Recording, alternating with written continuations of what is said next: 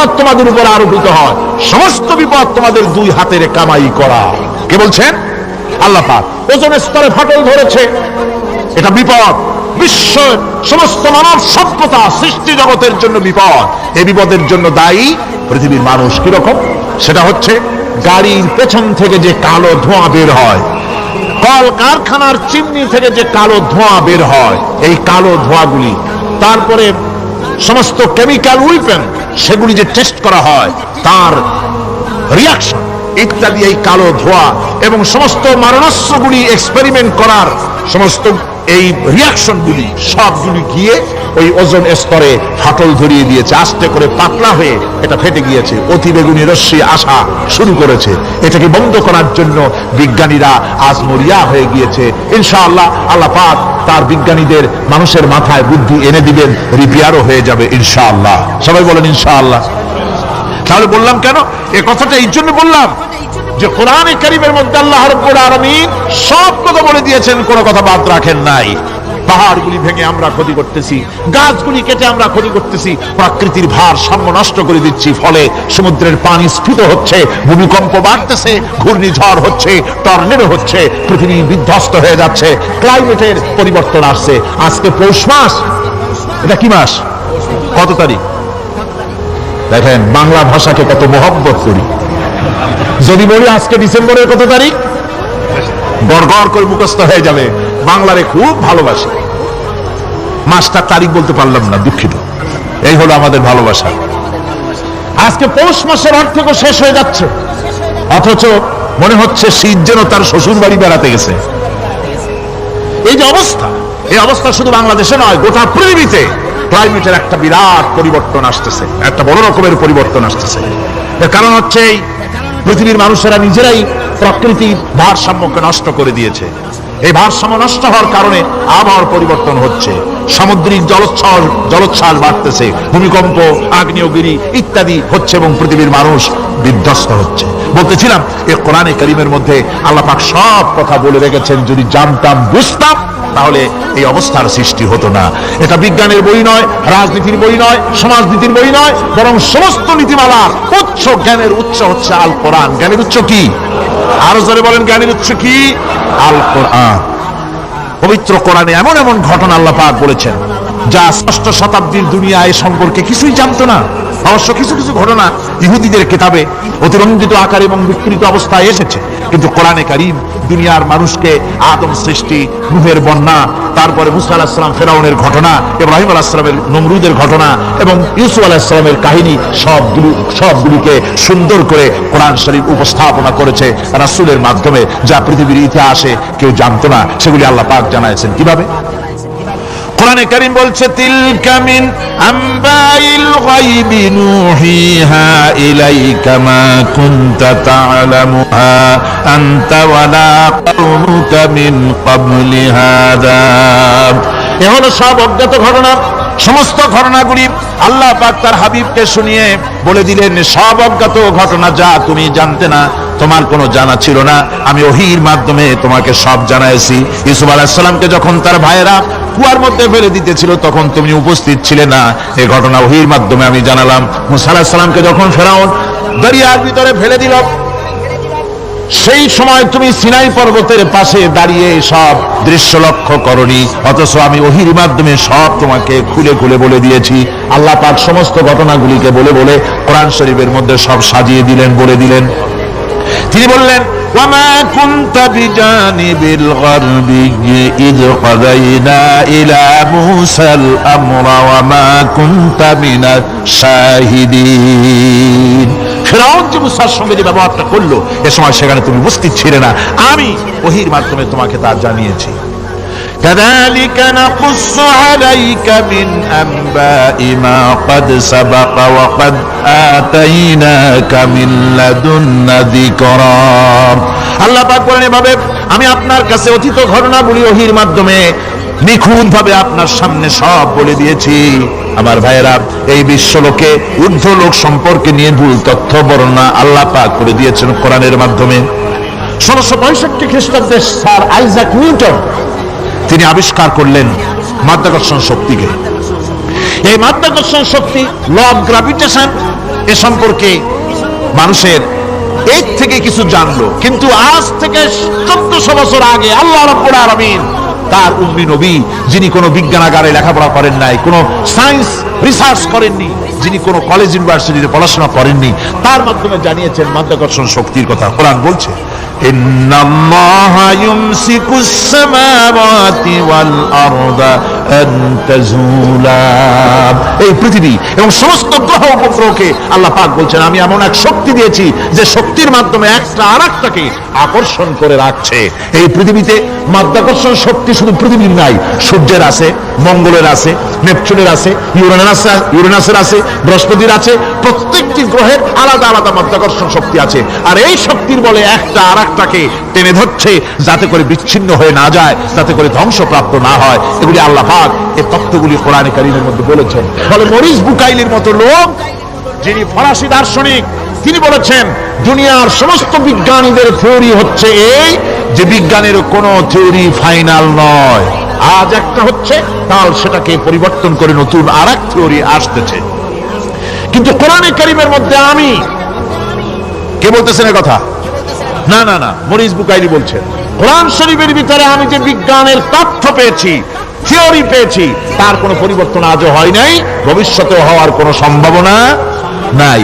Morris Bucaille মনে করেছিলেন বেদ আর বাইবেলে যেমন ভুল আছে, কোরআন শরীফে ওই রকম ভুল আছে, নাউজুবিল্লাহ। সেই জন্য তিনি আরবি শিখলেন কোরআন বোঝার জন্য, ভুল ধরার জন্য। কোরআন শিখলেন কি জন্য? ভুল ধরার জন্য। আর এমন শেখা শিখছেন, ওই আরবি শিক্ষা মানে আমাদের দেশের লোকদের মতো আনাকুম জানাকুম শেখে নেই, ভালো করেই শিখছে, ভালো করেই মুখস্থ করেছে, তার ভালো করে আরবি শিখেছেন, তারপরে কোরআন শরীফ পড়েছেন, তারপরে তিনি এ কোরআন পড়ে তেলাওয়াত করে বুঝে এরপরে তিনি বই লিখেছেন the Bible, the Quran and science. এই বইয়ের মধ্যে তিনি পরিষ্কার লিখেছেন, কোরআন পড়লাম, এর ভিতরে একটা নকশা দেওয়ার, একটা কলমের ফোঁটা দেওয়ার জায়গা কারণ নাই। কোরআন নিঃসন্দেহে মহান স্রষ্টা আল্লাহ রাব্বুল আলামিনের মানুষের বানানো কিতাব এটা হতে পারে না। সুতরাং কোরআন শরীফের মধ্যে আল্লাহ পাক সব কথা বলে দিয়েছেন। বিজ্ঞানের সাথে কিন্তু কোরআনের সংঘর্ষ নাই। অনেকে মনে করে যে বিজ্ঞান আর কোরআন এর মধ্যে বিরাট সংঘর্ষ। না, বিরাট সংঘর্ষ নয়, দুই একটা পয়েন্টে সংঘর্ষ থাকতে পারে। অধিকাংশ ব্যাপারই বিজ্ঞান, আমি মনে করি বিজ্ঞানের আবিষ্কার যত বাড়বে, কোরআন বোঝা মানুষের জন্য তত সহজ হবে। এটা আমার ধারণা, এটা আমার ধারণা। বিজ্ঞানের সাথে দুই একটা পয়েন্টের উপরে সংঘর্ষ আছে, যেমন চন্দ্র এবং সূর্য সম্পর্কে, সৌরজগৎ সম্পর্কে Copernicus, Kepler, Galileo, Newton, Einstein মহাশূন্য সম্পর্কে যে সব বক্তব্য রেখেছেন, সেসব বক্তব্যের সাথে কোরআন শরীফের কিছুটা বৈপরীত্য রয়েছে। যেমন কেউ বলেছেন সূর্য ঘোরে, পৃথিবী স্থির, কেউ বলে সূর্যের চতুর্দিকে পৃথিবী ঘোরে, কেউ কয় চন্দ্র ঘোরে, কেউ কয় আমরা কি আর বসে থাকি, আমরাও ঘুরি। কিন্তু আসলে ঘুরেটাকে কে ঘোরে, এ ফয়সালা কে দেবে? কে দিবে বলুন তো? হ্যাঁ, ঠিক বলেছেন, আল্লাহই দিবেন, কারণ এগুলি সৃষ্টি করেছেন কে? এবার শুনুন, এই বিতর্কের মীমাংসা আল্লাহ পাক করছেন কোরআনে কারীমে বহু আগে। গ্যালিলিও, কেপলার, কোপারনিকাস, এদের বলার অনেক আগে বিশ্বনবী জনাবে মুহাম্মদ রাসূলুল্লাহ সাল্লাল্লাহু আলাইহি ওয়াসাল্লাম তিনি বলে দিয়েছেন, আল্লাহর কথা তিনি বলেছেন, লাশ-শামসু ইয়ানবাগী লাহা আন তুদরিকাল কামারা ওয়ালাল লাইলু সাবিকুন নাহার ওয়া কুল্লুন ফি ফালাকিন ইয়াসবাহুন। প্রবল জ্ঞানী হইবে যাহারা, আপন মনেতে বুঝিবে তাহারা, রাত্রি পারে না আগে যাইবার দিনের স্থান করি অধিকার। চন্দ্র বাজে না সূর্যের গায়েতে, সূর্য পারে না চন্দ্রকে ধরিতে। যার যে স্থান বহাল রাখিয়া ভ্রমণ করিছে খোদাকে ডরিয়া।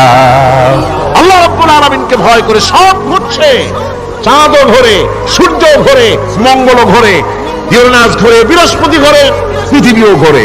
সব ঘুরছে তো ঘুরছেই, বন বন করে ঘুরছে একটা নির্দিষ্ট কক্ষপথে, আপন আপন কক্ষপথে ঘুরছে, যার ফলে অ্যাক্সিডেন্ট হয় না। সুবহানাল্লাহ, জোরে বলেন সুবহানাল্লাহ। নির্ধারিত কক্ষে ঘুরছে, নির্ধারিত কক্ষে ঘুরছে।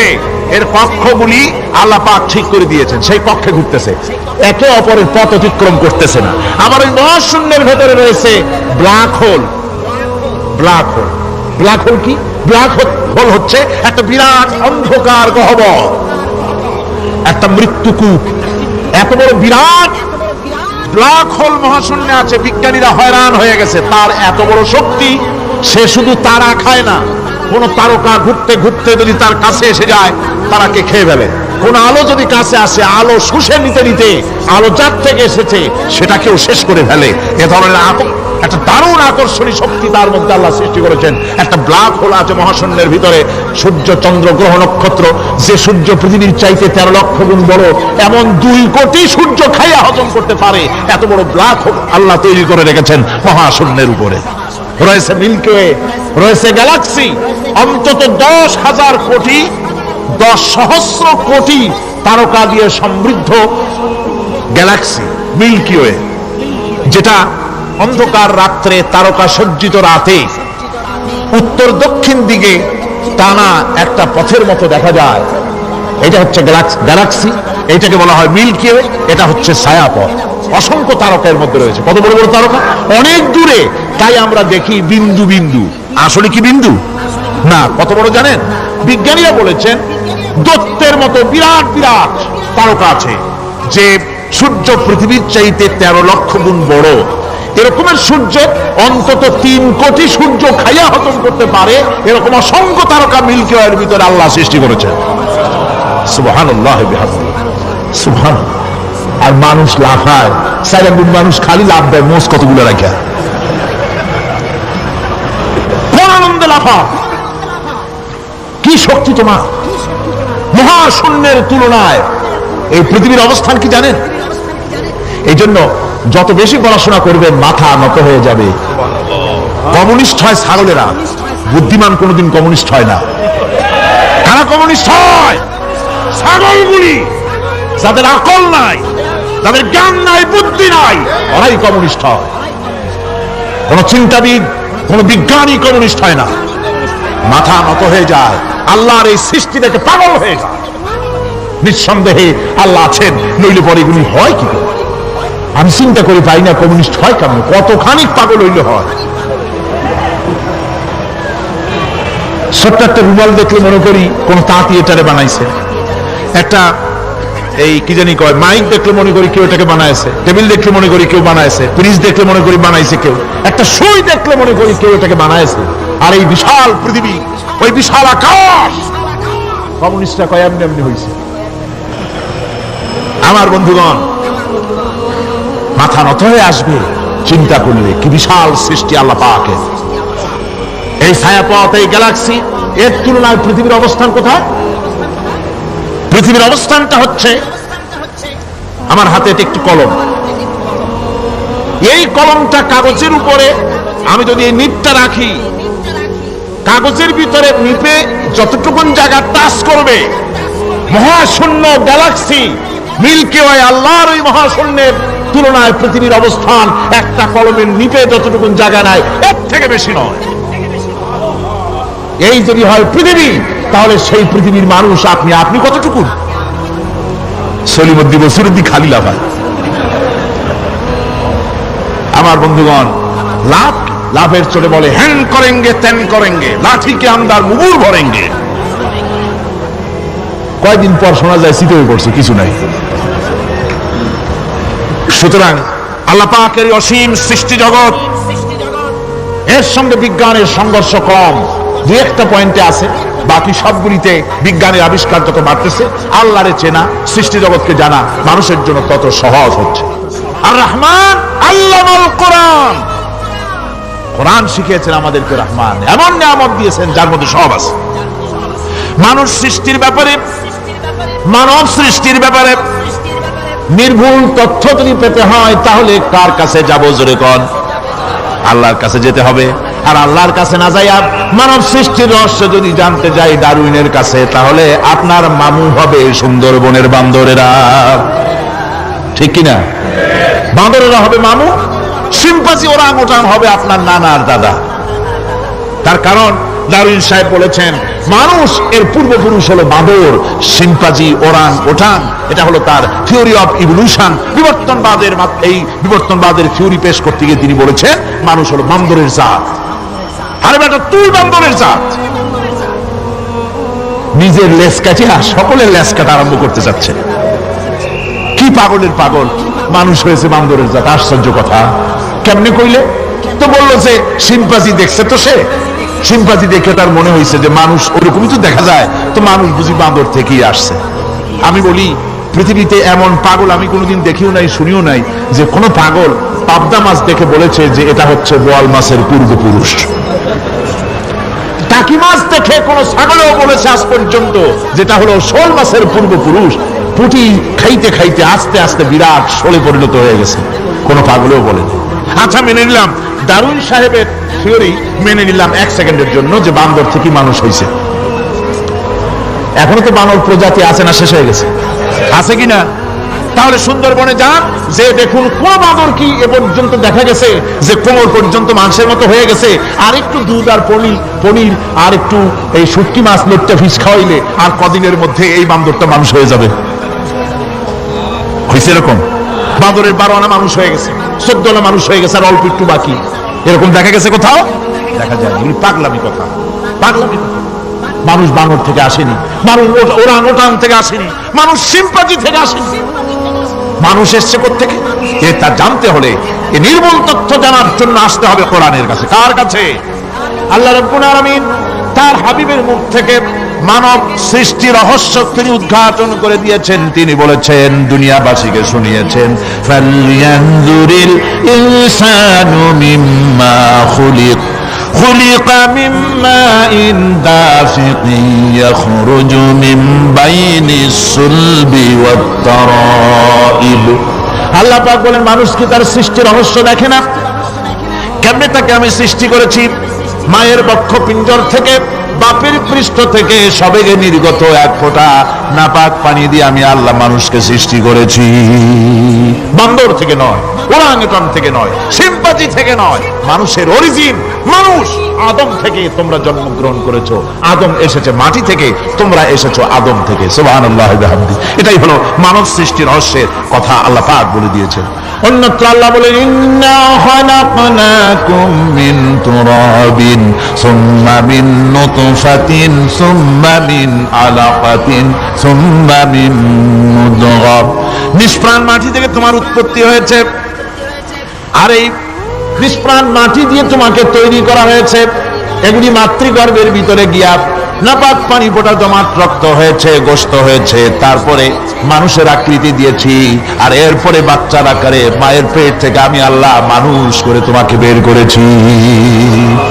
সুতরাং মানব সৃষ্টি রহস্যের কথা বিজ্ঞানের সাথে যেটা সাংঘর্ষিক হবে কোরআনের সাথে, আমরা সেটা মানতে পারি না।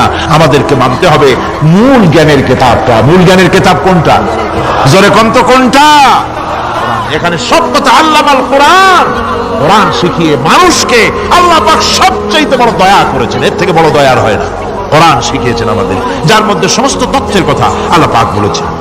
The universe and doctor Einstein বইয়ের ভিতরে লেখা হয়েছে যে একদিন এমন হবে যখন ধীরে ধীরে সূর্য তার আলো হারিয়ে ফেলবে, চন্দ্র নিষ্প্রভ হয়ে যাবে, আর পৃথিবী আস্তে আস্তে তার গতি হারিয়ে ফেলবে। একথা আজকের বিজ্ঞানীরা অথবা আজ থেকে কয়েক বছর আগের বিজ্ঞানীরা একথা বলছেন। কিন্তু রাসূল করিম সাল্লাল্লাহু আলাইহি ওয়াসাল্লামের মুখ থেকে আজ থেকে 1400 বছর আগে, যিনি বিজ্ঞানাগারে মোটেও পড়াশোনা করেননি, লিখতে জানেন না, পড়তে জানেন না, সই করতে জানেন না, বিজ্ঞান আসছে কথা বলছে, সেই কথা 1400 বছর 1500 বছর আগে রাসূল করিমের মুখ থেকে আল্লাহ পাক বলছেন।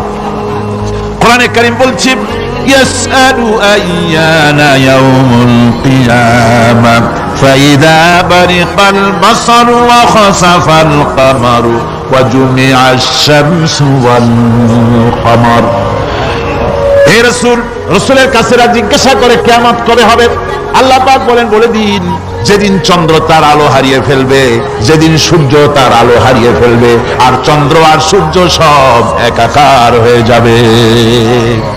আজ ওরা বলছে চাঁদে আলো থাকবে না, সূর্য আগের থেকে তার উত্তাপ এবং আলো স্তরিত হতেছে, এবং হতে হতে এমন এক পর্যায়ে আসবে যখন সূর্য আলো হারিয়ে ফেলবে। বিজ্ঞানীরা গত 4-5 বছর আগে এ বক্তব্য রেখেছেন, কিন্তু 1400 বছর আগে বিজ্ঞানের লালনাগারে লেখাপড়া না করে হুজুরের মুখ থেকে আল্লাহ কথা বলে দিয়েছেন। তাহলে বিজ্ঞানের আসল কিতাব কোনটা? জোরে বলেন কোনটা? আল্লাহ পাক আরো বলেন ইজা শামসু কুবিরাত ওয়া ইযান নুজুমুন কাদারাত ওয়া ইযাল জিবালু সুয়্যিরাত।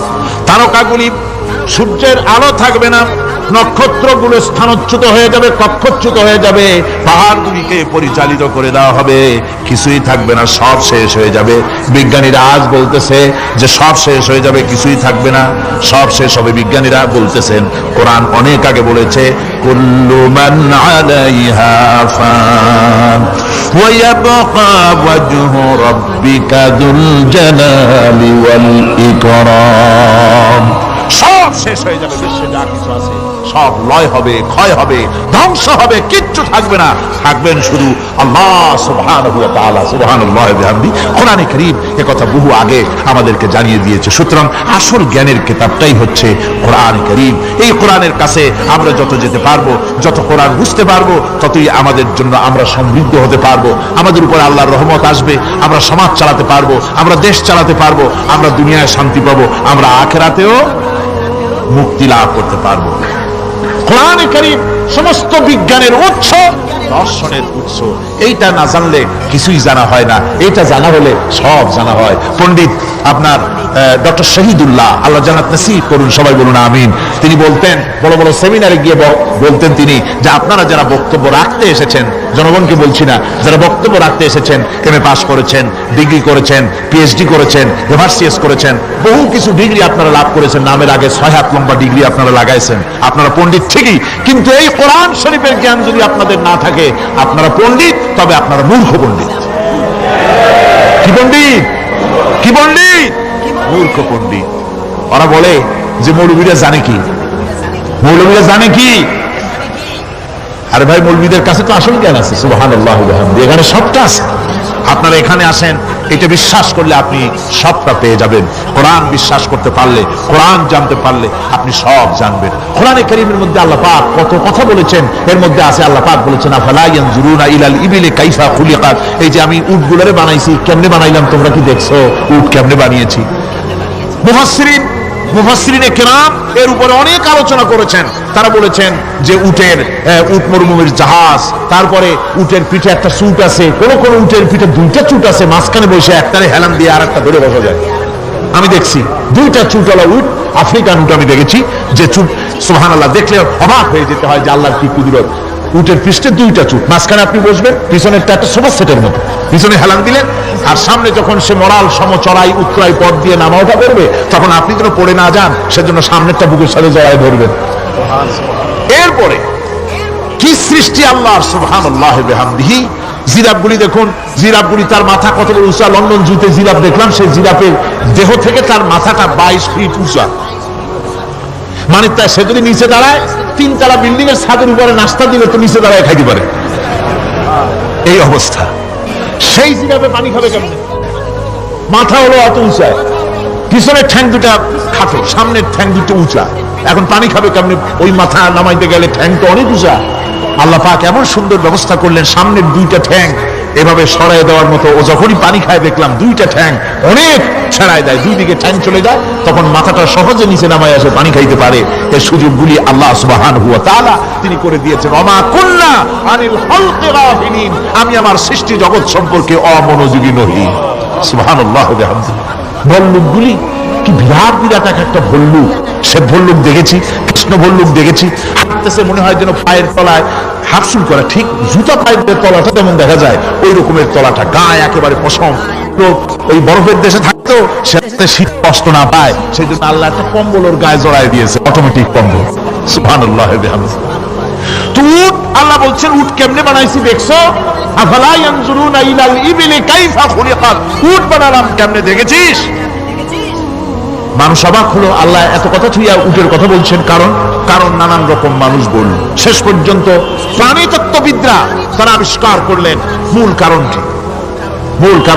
অনেক কারণ আছে আল্লাহ পাকে কথা বলার। উট তো মরুভূমির জাহাজ, তারপরে উট মানুষের অনেক উপকারে আসে, একথা বলা হয়েছে।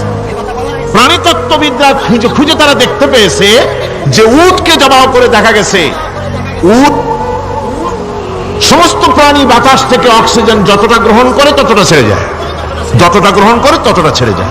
একমাত্র প্রাণী উট যে যতটা অক্সিজেন গ্রহণ করে বাতাস থেকে সবটা ছাড়ে না, 2/3 ছেড়ে দেয়, 1/3 তার লাংসের পাশে রাখার জন্য আল্লাহ পাক একটা চেম্বার তৈরি করেছেন। ওই চেম্বারের ভিতরে 1/3 অক্সিজেন থেকে যায়। কারণ পানিও রেখে, তার পানি রাখার জন্য রিজার্ভ ট্যাঙ্কি আছে, একটা ভেতরে একটা রিজার্ভ ট্যাঙ্কি আছে, অক্সিজেন রাখার একটা চেম্বার আছে। এগুলি কেন? এই জন্য যে মরুভূমির ভিতরে সাইমুম শিল্পী গোষ্ঠী না, কিন্তু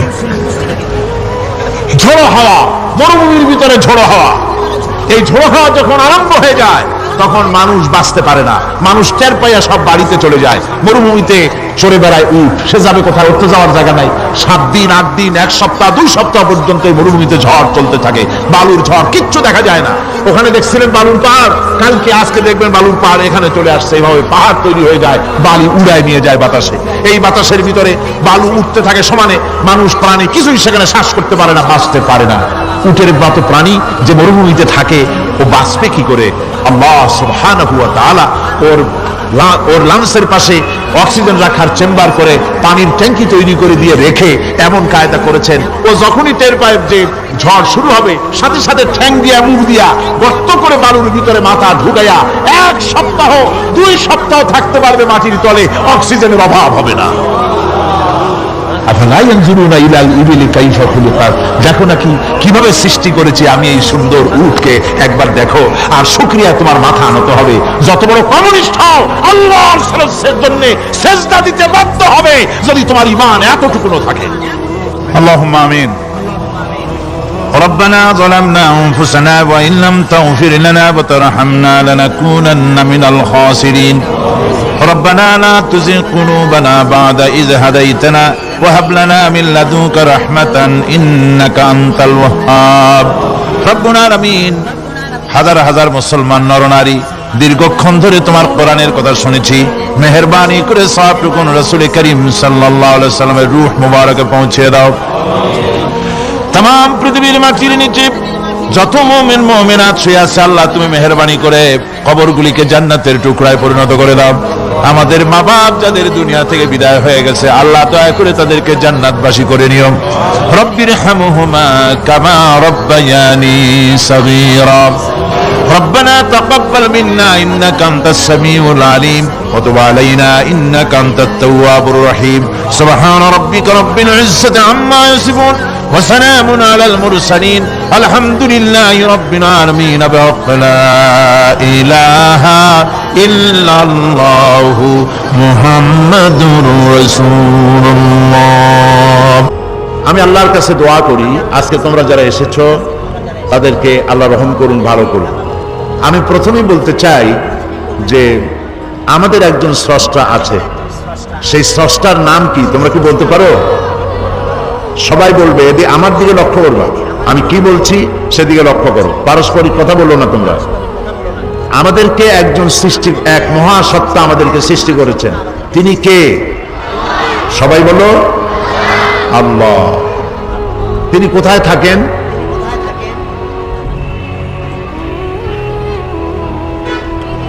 এক ছেলে বলছে এখানে দাঁড়িয়ে যে 4 দিকে থাকে, আর একজনে বলছে সবখানে। তো এটা কোনোটাই ঠিক না, 4 দিকেও না, সবখানেও না। হ্যাঁ, কোথার উপরে?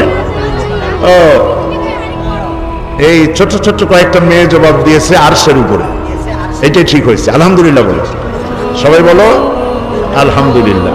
আল্লাহ তাআলা যদি সবখানে থাকতে যান, এই কথা বলা ঠিক হবে না যে সবখানে তিনি থাকেন। সবখান বলতে, সব জায়গা বলতে, তার মধ্যে তো আমাদের ঘর আছে, আমাদের টয়লেট আছে, বাথরুম আছে, আছে না? এগুলি আরো কত খারাপ জায়গা আছে না? বলো, আছে না? তাহলে আল্লাহ সব জায়গায় যদি থাকেন এ কথা বলা হয়, তাহলে এই কথাটি সঠিক নয়। আল্লাহ কোথায় আছেন এটা আল্লাহ নিজেই কোরআন শরীফে বলেছেন। আল্লাহ বলেছেন, আর রহমানু আলাল আরশি ইস্তাওয়া। রহমান কোথায় আছেন? আল্লাহ কোথায় আছেন? আরশের উপরে। বলো সবাই, কোথায় আছেন? আরশের উপরে। আল্লাহ এক না তার থেকে বেশি? আল্লাহ এক। বলো আল্লাহ এক। বেশি নয় কেন? বেশি হলে ক্ষতি কি? একটা স্কুলে কয়জন হেডমাস্টার হয়? একজন। একটা কলেজের কয়জন প্রিন্সিপাল, একটা বিশ্ববিদ্যালয়ের কয়জন ভাইস চ্যান্সেলর, একটা দেশের কয়জন প্রেসিডেন্ট, কয়জন প্রধানমন্ত্রী? যদি বেশি থাকে তাহলে ক্ষতি কি? হ্যাঁ, দেখছো তো দাদা আর দেখাচ্ছে সংঘর্ষ হবে। মারামারি হবেই। একজন প্রধানমন্ত্রী কবে যে আজকে আমি এই জিনিসটা পাশ করলাম, আরেকজন প্রধানমন্ত্রী বললো যে আমি উড়াই দিলাম। একজন প্রেসিডেন্ট বললো যে আমি এইটা বলতে চাই, আরেকজন বলবে আমি এটা বলতে চাই না। তাহলে বোঝা গেল যে একাধিক প্রধান হওয়া কোন দেশের জন্য, কোন সমাজের জন্য, কোন শিক্ষা প্রতিষ্ঠানের জন্য হলে পরে তাহলে এই দেশ, এই প্রতিষ্ঠান টিকবে না। কথা ঠিক কিনা বলো? এই জন্য আকাশ আর জমিন হলো বিশাল সাম্রাজ্য। এই বিশাল সাম্রাজ্য লক্ষ্য করো ছেলেমেয়েরা, এই আকাশ অনেক বড় আকাশ। এই আকাশের কয়টা খুঁটি আছে বলো তো? 4টে খুঁটি। আকাশের খুঁটি কয়টা? আকাশের খুঁটি 7টা। এদিকে মেয়েরাই ভালো জবাব দিচ্ছে, কিন্তু তোমরা ঠকে যাচ্ছ। মেয়েরা কিন্তু ফার্স্ট হয়ে যাচ্ছে। মেয়েরা বলতেছে একটাও খুঁটি নাই, আর তোমরা বলছো 7টা। কাদেরটা ঠিক? মেয়েদেরটা ঠিক। এই যে শামিয়ানা দেখতে পাচ্ছ, এই যে বিশাল একটা শামিয়ানা, এটার কি বলা হয়? শামিয়ানা। এই শামিয়ানার কতগুলি খুঁটি? গুনতে অনেক সময় লাগবে, ঠিক না? এই শামিয়ানাটা বড়, চাঁদওয়ানাটা বড় না আকাশটা বড়? বলো তো জোরে। আকাশটা বড়। তো এই আকাশের খুঁটি একটাও আছে? এই বিনা খুঁটিতে আকাশটারে কে বানাইলো? জোরে বলো। আল্লাহ বানিয়েছে।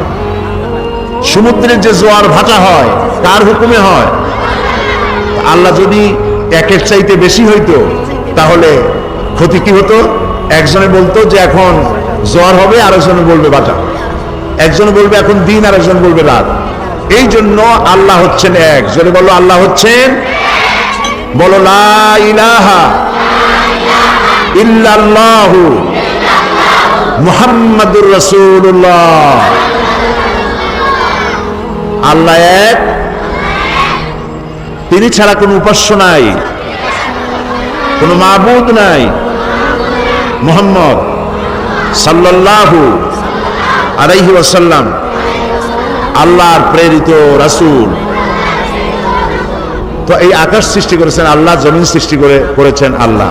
আল্লাহরে কি দেখা যায়? যারা জবাব দিল না তারা বুঝি দেখতে পায়। কি বলো, আল্লাহরে দেখা যায়? দেখা যায় না। কেউ কেউ বলে যা দেখা যায় না তা বিশ্বাস করি না। কেউ কেউ বলে যা দেখা যায় না তা বিশ্বাস করি না।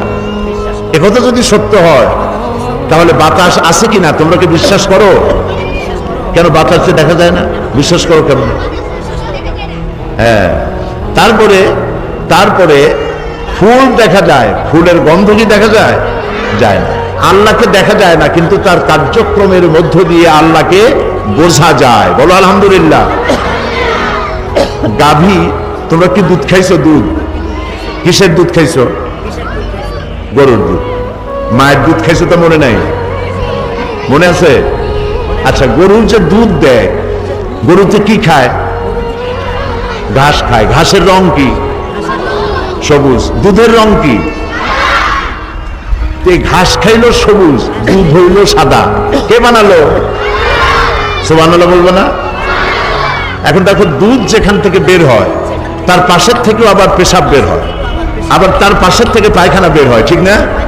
একই জায়গা, পাশাপাশি জায়গা, এক জায়গার দিকে পায়খানা, এক জায়গার দিকে পেশাব, আর তার পাশ দিয়ে দুধ। এই দুধের সাথে পায়খানা পেশাব কিন্তু মিলে যায় নাই, পার্থক্য করে ভিন্ন ভিন্ন জায়গা থেকে পেশাব পায়খানা বের করে আর এক দিক দিয়ে সাদা এবং পান করতে অত্যন্ত সুস্বাদু এই দুধ যিনি দিলেন তার নাম কি? সবাই বলো, বলো সুবহানাল্লাহ। মধু খাইছো তোমরা? মধু বানাই কিসে? আরশোলায়, তেলাপোকায়। মধু বানায় কে? মৌমাছি। মৌমাছিরা চতুর্দিক থেকে ফুলের মধুগুলো নিয়ে আসে, এনে এক জায়গায় করে চাকের মধ্যে মধু বানায় দিল। এটাকে মানুষের শরীরের জন্য উপকার করে দিলেন আল্লাহ তাআলা। আল্লাহরে দেখা যায় না, তার এই সমস্ত কৃতিকলাপের মধ্য দিয়ে, তার ক্রিয়াকাণ্ডের মধ্য দিয়েই আল্লাহরে চেনা যায়। তাই তিনি হচ্ছেন এক, এবং তার হুকুম মানা আমাদের জন্য সুন্নত না নফল? আল্লাহর হুকুম মানা সুন্নত না নফল? ফরজ। মাশাআল্লাহ, তোরা বুঝতে পেরেছো, তার হুকুম মানা ফরজ। আমি যে প্রশ্নগুলি করি এই প্রশ্নের জবাব দেবে শুধু শিশুরা, বড় না। কারা জবাব দেবে? আজকের অধিকার সব শিশুদের। আজকের অধিকার কার এখানে? শিশুদের। তো সুতরাং তিনি হচ্ছেন আল্লাহ, এ হচ্ছে আল্লাহর পরিচয়। তিনি আমাদেরকে সৃষ্টি করেছেন। লক্ষ্য করো শিশুরা, আমাদেরকে কে বানিয়েছেন? কোথায় বানাইছিলেন? হ্যাঁ, এবার প্রশ্ন। আমি তোমাদেরকে নাম্বার দেব। আমাদেরকে আল্লাহ সৃষ্টি করেছেন এবং বানিয়েছেন। কোথায় বানাইছে আমাদেরকে? হ্যাঁ, তুমি দাঁড়াও দাঁড়াও দাঁড়াও। তোমার নাম কি? মোহাম্মদ আব্দুর রহমান। এই নাম হাদিসে বলা হয়েছে দুটি নাম শ্রেষ্ঠ নাম, আব্দুল্লাহ আর আব্দুর রহমান। শ্রেষ্ঠ নামের একজন আব্দুর রহমান। এই প্রশ্নের সঠিক জবাব দিয়েছে যে আল্লাহ তাআলা আমাদের বানাইছেন মায়ের পেটে। আলহামদুলিল্লাহ বলো। আমাদেরকে কোথায় বানানো হয়েছে? মায়ের পেটে। বসো। সেই মায়ের পেটে যখন আমরা আসছিলাম, মায়ের পেটের মধ্যে ছিলাম, কেমনি ছিলাম তা তো আর এখন মনে নাই। ওইখানে ওই অন্ধকার জায়গা, মায়ের পেটের মধ্যে আলো না অন্ধকার? অন্ধকার। অন্ধকার জায়গার মধ্যে আমার চোখ দুটো ঠিক মতো হয়েছে না মাথার উপরে গেছে? ঠিক মতো হয়েছে। আমাদের কানগুলো কি বগলের নিচে গেছে না জায়গা মতো হয়েছে? দেখো তো, আল্লাহ তাআলা ইচ্ছে করলে এই চোখ দুটো যদি কপালের উপরে দিতেন, কুমিরের চোখ থাকে কোথায়? এই দিক দিয়ে একেবারে উপরে। মানুষের চোখ যদি কপালের উপরে হইতো তাহলে তো বল খেলা যাইতো না। বল আইসা যখনই হেড করতে যাইতো তখনই আগে চোখ দুটো চলে যেত, ঠিক না? জায়গা মতো সুন্দর জায়গায় চোখ দুটি যিনি সেট করেছেন তার নাম কি? আল্লাহ। এই কান এইখানে না হইয়া কান দুটো যদি হইতো বগলের নিচে, তাহলে আমি বক্তৃতা করতাম, বক্তৃতা শোনার জন্য সকলের জামা কাপড় চাদর খুলে হ্যান্ডস আপ করে বসা লাগবে, ঠিক না? তাহলে এই কান দুটো জায়গা মতো করে দিচ্ছেন কে? আল্লাহ তাআলা। তারপর দেখো, পায়ের উপরের চামড়া আর পায়ের তলার চামড়া একরকম? একটু হাত দাও পায়ের উপরে, নিজের হাত দিয়ে দেখো। পায়ের উপরের চামড়া আর নিচের চামড়া একরকম? পায়ের উপরের চামড়াটা কি? নরম, আর তলার চামড়াটা শক্ত। উপরের চামড়াটা যদি আল্লাহ পায়ের তলায় দিতেন তাহলে এইখান থেকে লালদিঘি ময়দান পর্যন্ত হাঁটে যাওয়া সম্ভব ছিল? পায়ে তালি দেওয়া লাগতো। তালি দেওয়া বোঝো তো? পায়ের তলায় সমানের চামড়া দিয়ে তালি দিতে দিতে পাও পুরো হয়ে যেত, ঠিক না? তাহলে উপরের চামড়াটা পাতলা, নিচের চামড়াটা পুরো করে হাঁটার জন্য সহজ করে দিলেন যিনি, তিনি কে? সুবহানাল্লাহ। তারপর আল্লাহ তাআলা আমাদের মুখের মধ্যে একটা কি দিছে? কত? জিহ্বা। কি দিছেন? এই যে চকলেট খাইছো, মজা লাগছে নাকে? মজা লাগছে কোথায়? নাকে, কানে, মুখে মজা লাগছে কোন জায়গাটায়? জিহ্বায়। চকলেটের মজা একরকম, মিমির মজা আর এক রকম, আমসত্তার মজা আর এক রকম, জলপাইয়ের মজা আর এক রকম, ইলিশ মাছ পুঁটি মাছের মজা আর এক রকম, খাসির গোস্ত মুরগির গোস্ত এক একটা এক এক রকম না সব এক রকম? এই যে একটা জিহ্বায় হাজারো স্বাদ গ্রহণ করার যে ব্যবস্থা করলেন তিনি কে? এগুলো আল্লাহর পরিচয়। এক নাস্তিক, ইমাম আবু হানিফার নাম শুনছো না তোমরা? শুনছো? আমাদের ইমাম কে? ইমাম আবু হানিফা রহমতুল্লাহ আলাইহি। তার সাথে একবার এক নাস্তিকের ঝগড়া হয়েছিল। নাস্তিক কয় আল্লাহ নাই, আর তিনি বলছেন আল্লাহ আছে। তো এই নিয়ে একটা বহস হবে, একটা সময় এবং জায়গা নির্ধারণ করা হলো। নাস্তিক আসছে, শুনতেছে গল্প না? শুনতেছে না? তো নাস্তিক সময় মতো এসে গেছে। ঝগড়াতে হবে কার সাথে? ইমাম। তিনি আসেন নাই। প্রায় 2 ঘন্টা পরে তিনি এসে হাজির হয়েছে। নাস্তিক বলছে আপনার সাথে ঝগড়াই করবো না, আপনি সময়ের যার কাছে দাম নাই তার সাথে আমি কি বহস করব? তখন তিনি বললেন দেখো আমি আসতে পারলাম না কেন সেটা শোনো। তো কাজে বলেন কেন আসতে পারেন নাই? তিনি বললেন যে দেখো, ইমাম আবু হানিফা বলছেন যে দেখো, আমি বাড়ি থেকে তোমার এই জায়গায় আসতে গিয়ে পথে একটা নদী আছে, নদীর পাড়ে আসে দেখি যে আমি যে পার হবো তখন নৌকো টোকা কিচ্ছু নাই, তা আমি কি করি? সেখানে দাঁড়াইছি অসহায় মতো, যাবো কেমন? হঠাৎ দেখি কি যে আমার সামনে একটা বিসি ফাটিয়া একটা গাছ হয়ে গেল।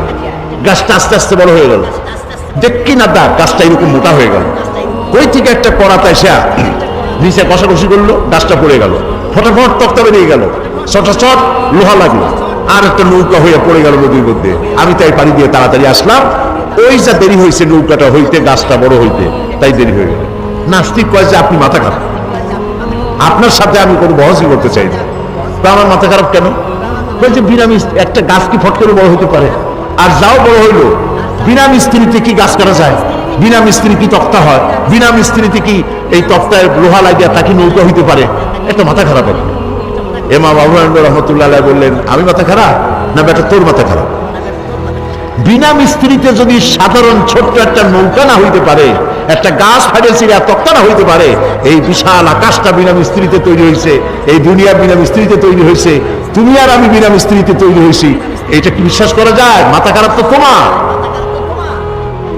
নাস্তিক বলল, আমার অনেক বই কিতাব আনছিলাম, আমার তর্ক আর করবই না, আমি মুসলমান হয়ে গেলাম। লা ইলাহা ইল্লাল্লাহু মুহাম্মাদুর রাসূলুল্লাহ। সুবহানাল্লাহ বলবো না? তাহলে আল্লাহ তাআলা এই আকাশ এবং জমিনকে সৃষ্টি করেছেন, তোমাকে আমাকে সৃষ্টি করেছেন। এখন এই যে তোমাদেরকে আর আমাদেরকে সৃষ্টি করলেন, এই সৃষ্টির পর আমাদের কিছু কাজ আছে। কি কাজ শুনতেছো তোমরা? আমাদের কাজ কি? আমাদের কাজ হলো আমরা লেখাপড়া করব, বড় হব, চাকরি করব, বিয়ে শাদী করব, বাচ্চা কাচ্চা হবে, নাতিপুতি হবে, তারপর মরে যাব, এগুলি কাজ নাকি? আল্লাহর ইবাদত করব, আল্লাহর কথা অনুযায়ী জীবন চালাবো। চাকরি বাকরি তো করবোই, লেখাপড়া তো করবোই, কিন্তু সবটা করবো আল্লাহর কথা মতো। কার কথা মতো? এবং তার রাসূলের কথা মতো। একটা আদর্শ না হলে আমরা চলতে পারবো না। আমরা কিভাবে চললে আল্লাহ খুশি হবে, সেই জন্য আল্লাহ তাআলা নবী বানাইছেন। নবী বানাইছেন কেন? আমাদের আদর্শ হওয়ার জন্য। বলো তো কি জন্য? তিনি বলেছেন, লাকাদ কানা লাকুম ফি রাসূলিল্লাহি উসওয়াতুন হাসানাহ। আল্লাহ তাআলা বলেছেন, আমি তোমাদের জন্য উত্তম আদর্শ রেখেছি তোমাদের রাসূলের মধ্যে। আমাদের রাসূলের নাম কি? হযরত মুহাম্মদ সাল্লাল্লাহু আলাইহি ওয়াসাল্লাম। তিনি আমাদের আদর্শ। তার শৈশবে তিনি কোনো মিথ্যা কথা বলেন নাই। শৈশবে, যৌবনে, জীবনেও মুহাম্মদ সাল্লাল্লাহু আলাইহি ওয়াসাল্লাম একটি মিথ্যা কথা বলেন নাই। এটা কি সহজ না কঠিন? না না, সহজ না, কঠিন, খুবই কঠিন। মিথ্যা কথা জীবনেও তিনি কাউকে বলেন নাই। তাহলে তিনি আমাদের আদর্শ, আমরা মিথ্যা কথা বলবো না। বলো, আমরা মিথ্যা কথা বলবো না। তিনি দুষ্টুমি করেন নাই, তিনি কাউকে মারধর করেন নাই, তিনি কাউকে গালাগালি করেননি, তিনি কাউকে প্রতারণা করেননি, তিনি মানুষকে ভালোবেসেছেন। তাই আমাদের দরকার আমরা যেন মানুষকে ভালোবাসি এবং গরিব দুঃখীদের প্রতি আমরা যেন যত্নবান হই। নবী করিম সাল্লাল্লাহু আলাইহি সাল্লাম একবার তিনি যে গরিবদেরকে, ছোট মানুষকে ভালোবাসতেন, একবার ঈদের দিন তিনি যাচ্ছেন ঈদের নামাজ পড়তে। ঈদের নামাজ কোথায় পড়ে? মসজিদে না মাঠে? মাঠে। মাঠে তিনি পড়তে যাচ্ছেন, দেখেন একটা বাচ্চা ছেলে কাঁদতেছে, তোমাদের মতো একটা শিশু কাঁদতেছে। তিনি তার পাশে গিয়ে দাঁড়ালেন, জিজ্ঞেস করলেন, তুমি কাঁদছো কেন? কি জন্য কাঁদো? আজকে তো ঈদের দিন, আজকে তো কাঁদতে নাই, আজকে খুশির দিন। বাচ্চা বলছে, আমি তোমার কাছে বলবো না, আমি সেই সকালবেলা থেকে বসে আছি বিশ্বনবী মুহাম্মদ সাল্লাল্লাহু আলাইহি সাল্লামের অপেক্ষায়। তারে যদি পাই, আমার মনের দুঃখ তারে বলবো। ছেলে মুহাম্মদ সাল্লাল্লাহু আলাইহি সাল্লামকে চিনতে পারেন না। মুহাম্মদ সাল্লাল্লাহু আলাইহি সাল্লাম বলছেন, তুমি যার জন্য অপেক্ষা করতেছো আমি তো সেই। তিনি বসলেন, মাটিতে বসে পড়লেন, বাচ্চাটারে কোলে নিলেন, বললেন, বলো তো তোমার কি দুঃখ? বাচ্চাটি বলছে, ইয়া রাসূলুল্লাহ, আমি এর থেকে যখন ছোট ছিলাম সেই সময় আমার বাবা মারা গেল। আমার মা তখন কিছুদিন পরে আর একটা পুরুষকে বিবাহ করলো। সেই পুরুষটা আমারে দেখতে পারে না, আমারে মারে, আমার খাওয়া চোখে দেখতে পারে না, আমার একটু ভালো সে পছন্দ করে না। আমার মা আমারে কোলে নেবে, চুমা খাবে, তা তার সহ্য হয় না। সব সময় আমার মায়েরে মারে আর আমারে ধমক দেয়। আমার মা রাত্রে আমাকে বলল যে তোমার সুখ শান্তি তো হলো না দুনিয়ায়, বাপ চলে গেছে, বাপ মরে গেছে, তুমি তো এতিম হয়ে গেছো। এতিমের দুঃখ এতিম ছাড়া কেউ বুঝবে না, সেজন্য তুমি যাও মুহাম্মদ সাল্লাল্লাহু আলাইহি সাল্লামের কাছে তোমার দুঃখ বলো। ইয়া রাসূলুল্লাহ, আমি অসহায়, আমার কেউ নাই, আমি সেই জন্য আমার মনের দুঃখ আপনারে বললাম।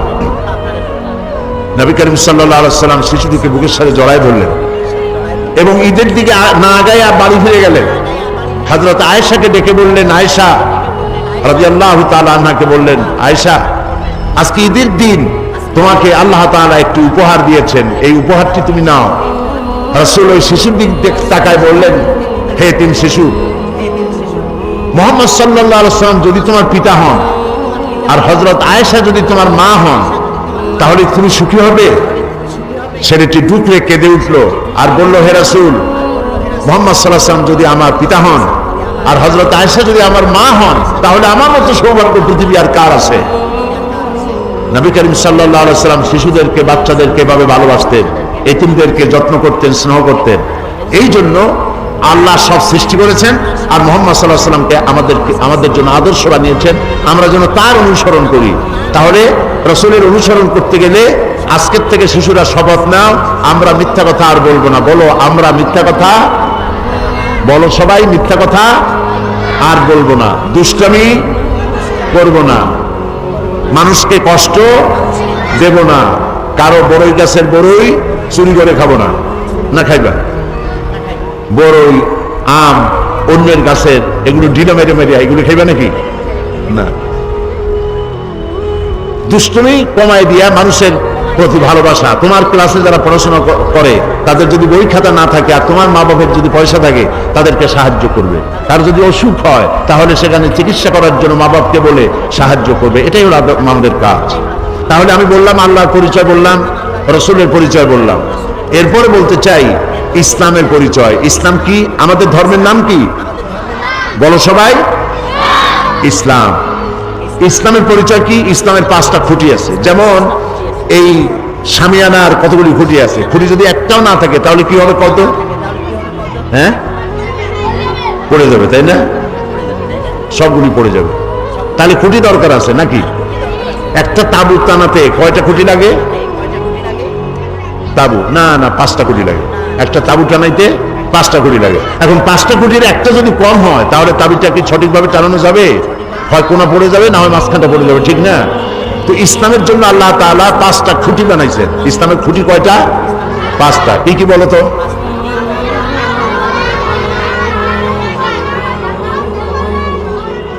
চারটা হয়ে গেছে। কালেমা দিয়ে এখান থেকে আসছে কালেমা। তুমি তো গান গাইছিলে না? সুন্দর গাইছো। তো কালেমা, নামাজ, রোজা, হজ, যাকাত, এই 5টা। এই 5টার একটা কম থাকলে হবে না, 5টাই লাগবে। এটা হলো ইসলামের পরিচয়। এই 5টি স্তম্ভ ইসলামের। ইসলাম হলো একটি আদর্শের নাম, যে আদর্শ অনুযায়ী আমাদের চলতে হবে এবং সেই আদর্শ অনুযায়ী কিভাবে চলতে হবে তাই কোরআন শরীফে বলা আছে। এটার নাম কি? বলো, এটার নাম কি? এই কোরআন শরীফে যা লেখা আছে কথাগুলি কার? সবাই বলো। এটা কোনো সন্দেহ আছে? বলো সুবহানাল্লাহ। এতে কোনো সন্দেহ নাই যে সবগুলি কথা আল্লাহ। এই কোরআনের মধ্যে আল্লাহ তাআলা সব বলেছেন। আমরা কি খাবো, কি খাবো না, আমরা কি সব খাইতে পারি? বলো, সব খাইতে পারি? আমরা গরু খাইতে পারি কিন্তু আর একটা পশু খাইতে পারি না। ওইটার নাম কি? ও, তাও তো তোমরা জানো। গরু, ছাগল, মুরগি খাওয়া যাবে, শুয়োর খাওয়া যাবে না। কে হারাম করেছে? কোন জায়গায় বলেছে? কোরআন শরীফ বলেছে। আল্লাহ তাআলা পানি, দুধ, মিষ্টি, মধু সব লিকুইড খাওয়া জায়েজ করেছেন এগুলি, কিন্তু মদ এবং শরাব এগুলি খাওয়া নিষেধ করেছেন। কোথায় আছে? কোরআন শরীফ আছে। কাজে আমাদের মুখ আছে বলে জন্মের সাবান চাবাইতে পারবো না, যা খুশি তাই খাইতে পারবো না, যা খুশি তাই বলতে পারবো না, যা খুশি তাই করতে পারবো না। তাহলে আমাদের কাজ, কথা, খাওয়া দাওয়া, চলা ফেরা, ওঠা বসা সব কন্ট্রোল করে কে? কোরআন। এই কোরআন এবং হাদিস। কোরআন আর হাদিস। কোরআন হলো আল্লাহর, হাদিস কার? মাশাআল্লাহ, হাদিস হলো রাসূলের। তো কোরআন এবং হাদিস মেনে আমাদের চলতে হবে। তাহলে কি হবে? আমাদের জন্য একটা পরকাল আছে। একটা কি কাল আছে বলো? কাল কয়টা? জগৎ কয়টা? 2টা। একটা হলো ইহজগৎ আর একটা পরজগৎ। আমাদের সকলকে পরজগতে উঠতে হবে। সেটার নাম কিয়ামত, সেটার নাম আখিরাত। ওই আখিরাতে আমাদের এই জীবনের সবকিছুর জবাব দিতে হবে আল্লাহর দরবারে। এ কথা মনে থাকবে তোমাদের? এই জন্য আখিরাত সম্পর্কে জ্ঞান অর্জন করতে হবে। আর নামাজ রোজা করতে হবে আল্লাহর হুকুম মেনে। এই বয়সেই যদিও তোমাদের উপরে নামাজ ফরজ হয় নাই, কিন্তু নামাজ পড়ায় তোমরা অভ্যস্ত হবে। তোমার মা বাপ যখন উজু করে নামাজ পড়ে, তুমিও উজু করে নামাজ কেমনে পড়ে তা শিখবে এবং রোজা রাখার মতো বয়স একটু হলেই রোজা রাখা আরম্ভ করবে। মা বাবা শিক্ষক সহ বড়দের কথা শুনবে, বড়দের সাথে বেয়াদবি করবে না। আর দুষ্টমি পরিহার করতে হবে, সকল রকমের দুষ্টমি বন্ধ করতে হবে। দুষ্ট ছেলেকে মানুষ কি ভালোবাসে? জবাব দাও, ভালোবাসে? বাসে না। দুষ্ট ছেলে দুষ্ট মেয়ে লোকেরা বলেই বসে, এই ছেলে তুমি তো দারুণ দুষ্ট, এ মেয়েটা তো দারুণ দুষ্ট, এই কথা বললে কি ভালো লাগে? খারাপ লাগে না? ভালো লাগে। সেই জন্য যাতে তোমাকে তোমার মা বাপ এবং তোমার আত্মীয় স্বজন যাতে বলে ছেলেটা খুব ভালো, মেয়েটা খুব ভালো, সেইভাবে তোমরা দুষ্টমি পরিহার করে নিজেদেরকে তৈরি করবে।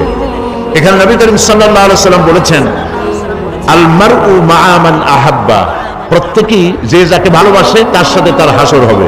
তুমি যদি দুষ্ট ছেলের সাথে ভালোবাসা করো, বন্ধুত্ব করো, ওর সাথে তোমার হাসর হবে। কোন অমুসলিমদের সাথে যদি তুমি তোমার চালচলন যদি তাদের মতো হয়, তো ওদের সাথে তোমার হাসর হবে। এই জন্য বন্ধু নির্বাচনে ভুল করবা না, ভালো ভালো বন্ধু বানাবে। মেয়েরা বন্ধু বানাবে, মেয়েরা শোনো, তোমরা বন্ধু বানাবে ওই সব মেয়েদেরকে যারা স্কার্ফ পরে তোমার মতো, তোমাদের মতো ভালো জামা কাপড় পরে, হাত পাও ঢেকে ঢুকে চলে, ওদের সাথে বন্ধুত্ব করবে। যেসব মেয়েরা মাথার চুল ফালায় দিয়া তারপরে এই ছেলেদের সাথে মিশে বেড়ায়, যাদেরকে অন্যান্য লোকেরা খারাপ বলে, এইসব মেয়েদের সাথে বন্ধুত্ব করবে না, তাদেরকে ভালো পথে ডাকতে চেষ্টা করবে। আর ছেলেরাও যেগুলি মাস্তান, দুষ্টামি করে, বদমাশি করে, ওদের সাথে মিশবে না। নবী করিম সাল্লাল্লাহু আলাইহি সাল্লাম বলেছেন, আল মুসলিমু মান সালামা আল মুসলিমুন মিন লিসানিহি ওয়া ইয়াদি, বুখারী মুসলিমের হাদিস। রাসূলুল্লাহ বলেছেন, মুসলমান হলো সেই ব্যক্তি, আমরা কি বলো তো মুসলমান, বলো আমরা কি? ভালো মুসলমান সেই যে যার হাত দিয়ে ভালো কাজ করে, যার হাতে হাত দিয়ে অন্য মুসলমান নিরাপদ থাকে, যার মুখ দিয়া অন্য মানুষ নিরাপদ থাকে, সেই হলো ভালো মুসলমান। এই জন্য ভালো আচরণ করতে হবে সব সময়। রাসূলুল্লাহ আরো বলেছেন, ইত্তাকিল্লাহ হাইসুমা কুনত, তুমি যেখানে যখন থাকো আল্লাহরে ভয় করো। মিথ্যা কথা বলবো না আল্লাহরে ভয় করে, দুষ্টামি করবো না আল্লাহরে ভয় করে, আল্লাহর ভয় মনের মধ্যে রাখতে হবে সব জায়গায়। আর বলতে, আর রাসূলুল্লাহ বলেছেন, আফশুস সালাম তাদখুলুল জান্নাতা বিসসালাম, রাসূলুল্লাহ বলেছেন মানুষকে সালাম দাও, মুসলমানদেরকে একজন আরেকজনের সাথে সালাম দাও। তোমরা কি সালাম বলো? বলো। মেয়েরা মেয়েদেরকে সালাম দিবে, ছেলেরা ছেলেদেরকে সালাম দিবে, পরস্পর পরস্পরকে সালাম দিবে। সালাম বলবে কি বলে? আসসালাম বলো, আসসালামু আলাইকুম ওয়া রাহমাতুল্লাহ। প্রত্যেক শব্দ 10 করে নাকি, প্রত্যেক শব্দ কয়টা নাকি? 10টা করে নাকি। কে দেবেন? আল্লাহ তাআলা দিবেন। দেখো ইসলামের কায়দাটা দেখো, ইসলাম কিন্তু সব থেকে ভালো। সব থেকে ভালো কোনটা? ইসলাম। অন্য ধর্মে কি বলে? অন্য ধর্মে একজনের সাথে আরেকজনের সাথে যদি দেখা হয় তাহলে বলে কি? গুড মর্নিং, গুড নাইট, তারপরে বলে শুভ সন্ধ্যা, শুভ সকাল। এটার সাথে কিন্তু বাস্তবতার মিল নাই। মনে করো রাতের বেলায় খুব তুফান শুরু হয়েছে। তুফান বুঝো তো কি? ঝড়। তুফান মানে ঝড়। তুফান শুরু হলো, গাছপালা ভাঙতেছে, বাড়িঘর ভাঙতেছে। এই সময় যদি কেউ এসে তোমার সামনে বলে গুড নাইট, থাপড়াইতে ইচ্ছা করবে না যে আজকের এটা তো ব্যাড নাইট, বাড়িঘর ভাঙতেছে, গরু মরতেছে, মানুষ মরতেছে, আর তোমরা কও গুড নাইট। আবার মনে করো সকালবেলায় কারো বাবা মারা গেছে, শুনতেছো কথা? সকালবেলায় কারো বাবা মারা গেছে অথবা মা মারা গেছে, লোকটা কাঁদতেছে। ওই সময় এসে যদি কেউ বলে গুড মর্নিং, থাপড়ায় নাক উড়াই দিতে ইচ্ছা করবে না? তুই বেটা, আমার জীবনে এই ধরনের ব্যাড মর্নিং জীবনেই আসে নাই, আমার কাছে বাপ মরিয়া তুমি কেউ গুড মর্নিং। তাহলে পৃথিবীর অন্যান্য মানুষেরা যেভাবে বলে, এগুলোর মধ্যে কোনো সায়েন্টিফিক, যুক্তিসঙ্গত, বিজ্ঞানসম্মত কিছুই নাই। ইসলাম ঝড়ের মধ্যে হোক, তুফানে হোক, মা মরলে হোক, বাবা মরলে হোক, রাইতে হোক, দিনে হোক, যখন দেখা হবে বলবে আসসালামু আলাইকুম ওয়া রাহমাতুল্লাহ, তোমার উপর আল্লাহর রহমত নাজিল হোক, শান্তি হোক। এটা খারাপ না ভালো? আজকের থেকে যখনই ঘরে যাবা, মায়ের সাথে দেখা হবে, বলবে আসসালামু আলাইকুম। মনে থাকবে? কথা না বলি তো বুঝি না, মনে থাকবে? বাবার সাথে দেখা হলে কি বলবা? শিক্ষকের সাথে দেখা হবে, কি বলবা? মাশাআল্লাহ। তারপরে হ্যান্ডশেক করবা, মুসাফা। এটা কি? মুসাফা। এই মুসাফা করার সময় অনেকে হাত ধরিয়া এরকম ঝাঁকাঝাঁকি করতে থাকে। তাদের ধারণা যত ঝাঁকি তত নেকি। এটা কিন্তু ঠিক না, ঝাঁকাঝাঁকি করা যাবে না। হাত দিয়ে ধরবা শুধু, আর বলবা ইয়াগফিরুল্লাহু লি ওয়া লাকুম, আল্লাহ আমারও মাফ করুক, তোমারেও। সুবহানাল্লাহ। এটি হলো ইসলামের আদর্শ, ইসলামের চরিত্র। সেই জন্য একজন আরেকজনকে দেখা হবে, তোমরা সালাম দিবে। আর রাসূলুল্লাহ বলেছেন লা তাকুলু বিশিমাল ফাইন্না শাইতানা ইয়াকুলু বিশিমাল। রাসূলুল্লাহ বলেছেন বাম হাতে খাইও না, কারণ বাম হাতে খায় কে? এই দুই তিনজনে কইল শয়তান। জোরে কও না সবাইকে, শয়তানে খায় বাম হাতে। কাজেই তোমরা কার অনুসরণ করবে, শয়তানের না আল্লাহ রসুলের? আল্লাহ রসুল বলছেন কি বাম হাতে খাওয়া যাবে না। যারে বাম খাইতে খাইতে দেখো অনেক আছে বাম হাতে চা নিয়ে চা খায় বাম হাত দিয়ে, আছেন এরকম? এরকম বাম হাতে চা খাওয়া যাবে না, কোনো জিনিসই বাম হাতে খাওয়া যাবে না। তুমি যা কিছু ধরবা, কারো কাছ থেকে নিতে যাইবা আর খেতে যাইবে, সব ব্যাপারে ডান হাত আগে যাবে। কোন হাত আগে যাবে? মনে থাকবে। এই কাজগুলি যদি করো তাহলে তোমরা সঠিক মুসলমান হতে পারবে, মা বাপের অনুগত হতে পারবে, এখানেও শান্তি পাবে, পরজগতেও শান্তি পাবে। আমি তোমাদেরকে আমার অন্তরের অন্তঃস্থল থেকে মোবারকবাদ জানাই।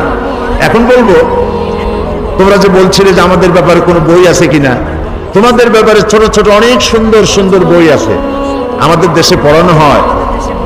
অতে অজগর, আতে আম, পথে কি, পথে কুকুরুতুকু, আর খতে খগেন, এরকমের বিভিন্ন কথা পড়ানো হয়। কিন্তু যদি বলা হয় মুসলমানকে যে অতে অজু করো, আতে কি আল্লাহর নাম করো, তো এইভাবে করে প্রত্যেকটা অক্ষর পড়ে পড়ে যদি ইসলামের সাথে সম্পৃক্ত হয়, বাচ্চা অবস্থা থেকে বাচ্চারা এটা শিখবে, ঠিক না? সেই জন্য বাংলাদেশের একজন নাম করা কবি আসাদ বিন হাফিজ, একজন নাম করা ছড়াকার, তার লেখা অনেকগুলি বই আছে। এই বইগুলি প্রীতি প্রকাশন, এই বইগুলি ঢাকা থেকে এসেছে। যেমন সব তোমাদের জন্য মজার মজার ছড়া লেখা। একটি বই আছে আলোর পথে এসো, নতুন পৃথিবীর স্বপ্ন, আল্লাহ মহান, কার বলা কাহিনী, হরফ নিয়ে ছড়া। এই যেমন আছে অতে উজু করে পড়তে যাও, অভাবীকে অন্ন দাও, আতে আলেম ছড়ান দিনের আলো, আল্লাহ তাদের বাসেন ভালো। কি বলেন, খুব সুন্দর না? যাওয়ার সময় তোমরা এই ছোট ছোট বইগুলি ওইখান থেকে কিনে নিয়ে যেও, তাহলে ইসলাম সম্পর্কে তোমরা জানতে পারবে। কবি আসাদ বিন হাফিজের লেখা এরকম অনেক ছড়ার বই আছে, মজার মজার ছড়া। বাচ্চারা ছড়া খুব পছন্দ করে, তাই না? তা তোমরা ওখান থেকে যাওয়ার সময়, তোমরা যখন যাবে, বইয়ের দোকানগুলি সব খোলা আছে, ওখান থেকে ছোট্ট ছোট্ট মজার মজার ছড়ার বইগুলি কিনে নিয়ে যাবে। ওখান থেকে বইগুলি কিনে এগুলি পড়বে, মুখস্থ করবে।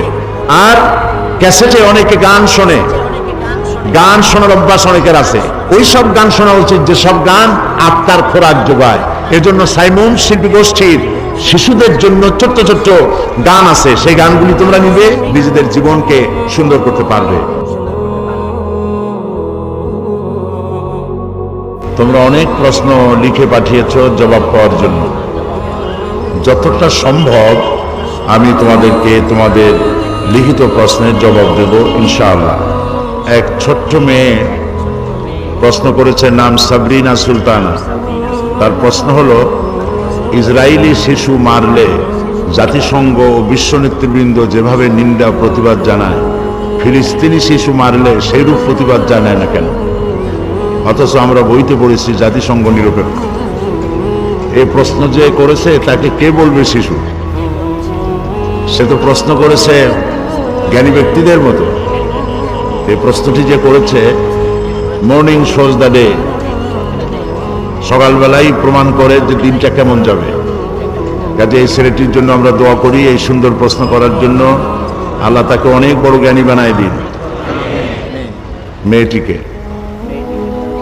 তো প্রশ্ন করছে, ইসরায়েলি শিশু মারলে জাতিসংঘ বিশ্ব নেতৃবৃন্দ যেভাবে নিন্দা জানায়, ইসরায়েলি শিশু মারলে নিন্দা জানায় না কেন? এর কারণ হলো, ইসরায়েলি শিশুরা হচ্ছে ইহুদি আর প্যালেস্টাইনি শিশুরা হচ্ছে মুসলমান। তোমরা এটা বোধহয় জানো যে আমেরিকা একটা লিস্ট করেছে পৃথিবীতে সন্ত্রাসী রাষ্ট্র কোনগুলি, এর উপর একটা লিস্ট তৈরি করেছে।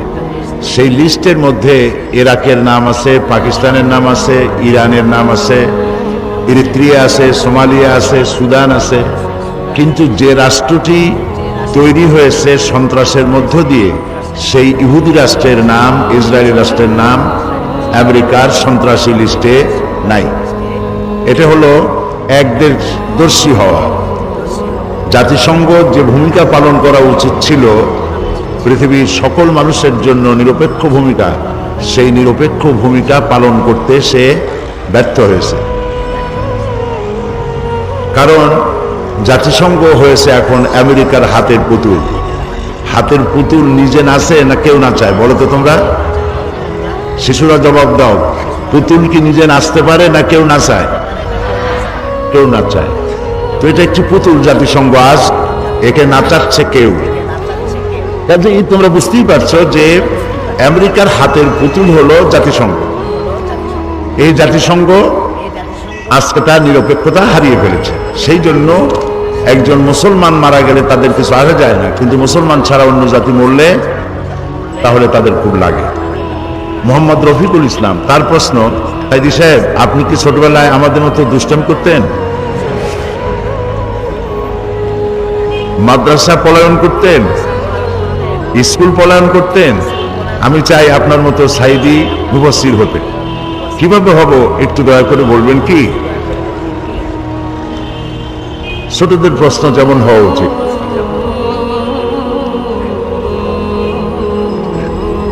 দুষ্টুমি করা ছোটবেলায় এটা কেউ বেশি করে কেউ কম করে। তো ছোটবেলায় কি ধরনের দুষ্টুমি করতাম তা তো আর আজ মনে নাই। যখন ছোট ছিলাম তখন কিছু দুষ্টুমি তো করতামই, তবে খুব বেশি না, এমন দুষ্টুমি করি নাই যাতে লোকেরা গালাগালি করে। একটা দুষ্টুমির কথা মনে পড়তেছে এখন। শশিরা মাদ্রাসায় সবে ভর্তি হয়েছি, ছোট আমি তখন। তো সেখানে তখন ছাত্র ছিল প্রায় 450-500 মতো। আমাদের যে সভাপতি মৌলানা শামসুদ্দিন সাহেব, উনি ওই মাদ্রাসার ছাত্র। আমরা একসঙ্গে লেখাপড়া করেছি, উনি আমার সিনিয়র ছিলেন। তারপরে ওইখানে ছাত্রদেরকে ফ্রি খাওয়ানো হতো, কোনো পয়সা নেওয়া হতো না। সেই জন্য তারা তরি তরকারি, যেমন মিষ্টি কুমড়া, চাল কুমড়া, তোমরা কি চাল কুমড়া বলো না কি কুমড়া বলো? হ্যাঁ, ঝাল কুমড়া। আচ্ছা, ওই মিষ্টি কুমড়া, চাল কুমড়া ইত্যাদি, মূলা, সিম, এগুলি যখন সিজন শেষ হয়ে যেত, যখন এগুলি গরুতেও খায় না, তখন আমাদেরকে এগুলি খাওয়ানো হতো। মানে এতগুলি মানুষ প্রত্যেকদিন দুবেলা খাওয়ানো, এ পয়সা মাদ্রাসা পাবে কোথায়? সেই জন্য এই সমস্ত তরকারিগুলি খাওয়ানো হতো। তা আমরা যে বোর্ডিংয়ে খাইতাম, সেই বোর্ডিংটা ছিল একটা খালের উপরে মাচা পেতে তৈরি করা ছিল একটা অংশ। মৌলানা শামসুদ্দিন সাহেবের নিশ্চয়ই ভার মনে পড়তেছে। তো ওইখানে তরকারিগুলি সব স্তূপ করে থাকতো, বড় বড় কুমড়া, চাল কুমড়া ইত্যাদি, আর নিচে হলো খাল। সেই কুমড়া খাইয়া বিরক্ত হয়ে যেতাম। আমরা কয়েকজন বুদ্ধি করলাম কুমড়া কমাইতে হবে। তারপরে খাওয়া দাওয়া করে আসার সময় কেউ যাতে না দেখে, প্রত্যেকে পা দিয়ে গুঁতো মেরে 3-4টা কুমড়া ভালাই দিতাম পানির মধ্যে। দুষ্টমি এরকম করতাম। তবে এমন কোনো দুষ্টমি করি নাই যে মানুষকে কষ্ট দেওয়া, মারধর করা ইত্যাদি। আর স্কুল মাদ্রাসা পলায়ন, এটা একটা মজাও আছে। স্কুল মাদ্রাসা ছোট্ট অবস্থায় পালাইয়া পরের দিন গিয়ে হাজির হইয়া মাস্টার জিজ্ঞেস করলো যে কেন আসো নাই? তখন হয়তো আমাদের কেউ কেউ বলতো যে মা বলেছেন আমার নাকি জ্বর হয়েছিল। তো এইভাবে দুষ্টমি চলত। এই দুষ্টমির ব্যাপারেও আমি আমার আলোচনার মধ্যে কথা বলবো ইনশাআল্লাহ। সাবের সিকদার, 8ম শ্রেণী, ফতেহাবাদ আদর্শ বালক উচ্চ বিদ্যালয়। আমাদের বর্তমান শিক্ষা ব্যবস্থায় ইসলাম সম্পর্কে জানার পর্যাপ্ত সুযোগ সুবিধা নেই। এই অবস্থায় আমাদের পাঠ্য বইয়ের পাশাপাশি কিভাবে ইসলামকে বিস্তারিতভাবে জানতে পারি? এটা খুব ভালো প্রশ্ন। ইসলাম না জানলে তো বোঝা যাবে না, আর না বুঝলে তো মানা যাবে না। সেই জন্য ছোট্ট ছোট্ট বই আছে তোমাদের পাঠ্য বইয়ের পাশাপাশি, সেই সব বইগুলো তোমরা কিনবে, পড়বে, তাহলে তোমরা বুঝতে পারবে। জান্নাতুল ফেরদাউস প্রশ্ন করেছে, মা বাবার কথা না শুনলে আল্লাহ কি করবেন? মা বাবার কথা ছোট্ট অবস্থায় থেকে মানার অভ্যাস করা দরকার। তবে ছোট্ট অবস্থার অপরাধগুলি আল্লাহ ধরবেন না। যখন তোমরা একটু বড় হবে, তখন যদি কোনো অন্যায় করো, মা বাবার সাথে বেয়াদবি করো, সেটা ধর্তব্য হবে। তবে ছোটবেলা থেকেই মা বাপের অনুগত হওয়া প্রয়োজন, তাদের বাধ্যগত হওয়া প্রয়োজন। মা বাপ হলো সন্তানের সব থেকে বেশি কল্যাণকামী। আল্লাহর পরই সব থেকে কল্যাণকামী সন্তানদের জন্য, বাচ্চাদের জন্য কে বলতে পারো? বলো তো? মা বাপ। মিথ্যা কথা বললে আল্লাহ কি করবেন? মিথ্যা কথা বললে আল্লাহ শাস্তি দিবেন। আরেকটি প্রশ্ন, এর নাম নাই, প্রশ্ন তার, হযরত মুহাম্মদ সাল্লাল্লাহু আলাইহি ওয়াসাল্লামের নাম শুনলে চোখে চুমু দিতে হয় কিনা? না, এরকম কোনো হাদিস নাই যে নবী করিম সাল্লাল্লাহু আলাইহি ওয়াসাল্লামের নাম শুনলে পরে আঙ্গুলে চুমা দিয়া চোখে লাগাইতে হবে, এমন কোনো হাদিস নাই। আজানের জবাব দেওয়া ওয়াজিব, কিন্তু জুমার খুতবার আজানের জবাব দিতে হয় কিনা? আজান যখনই শুনবে আজানের জবাব দিবে। আর জবাব দেওয়া কেউ বলেছেন ওয়াজিব, আর অনেকেই বলেছেন ওয়াজিব নয়, মুস্তাহাব। আমরা জানি যে কারো অনুপস্থিতিতে অন্যের কাছে তার দোষের কথা বলাকে গীবত বলে, কিন্তু অনেক নেতা বক্তব্য দেওয়ার সময় বিরোধী দলের দোষের কথা বলে, এটা কি গীবত বলে গণ্য হবে? সাংঘাতিক প্রশ্ন। তোমরা তো রাজনীতিবিদ হয়ে গেছো। কিছু কিছু গীবত আছে, গীবত মানে অন্যের অসাক্ষাতে তার দোষের কথা বলা। এটা এমন কিছু আছে যেগুলি বলা যায়। যেমন মনে করো, একজনের একটা মেয়ে আরেকজনের ছেলের সাথে বিয়ে হবে, ছেলেটার কিছু দোষ আছে, এমন দোষ, চারিত্রিক দোষ, এই কথা যদি মেয়ে পক্ষকে না জানানো হয় তাহলে ছেলেটাকে ফেরেশতা মনে করে বিয়ে দিবে এবং এর দ্বারা তার মেয়ে কষ্ট পাবে আর সংসার টিকবে না। অথবা মেয়েটির চরিত্র খারাপ, এই কথা যদি বরপক্ষকে না বলা হয় তাহলে এটাও ক্ষতিকর হবে। এই জাতীয় স্থায়ী কোনো ক্ষতি হতে পারে এমন কোনো কথা কারো অসাক্ষাতে অন্যকে জানিয়ে তাকে সতর্ক করা জায়েজ আছে।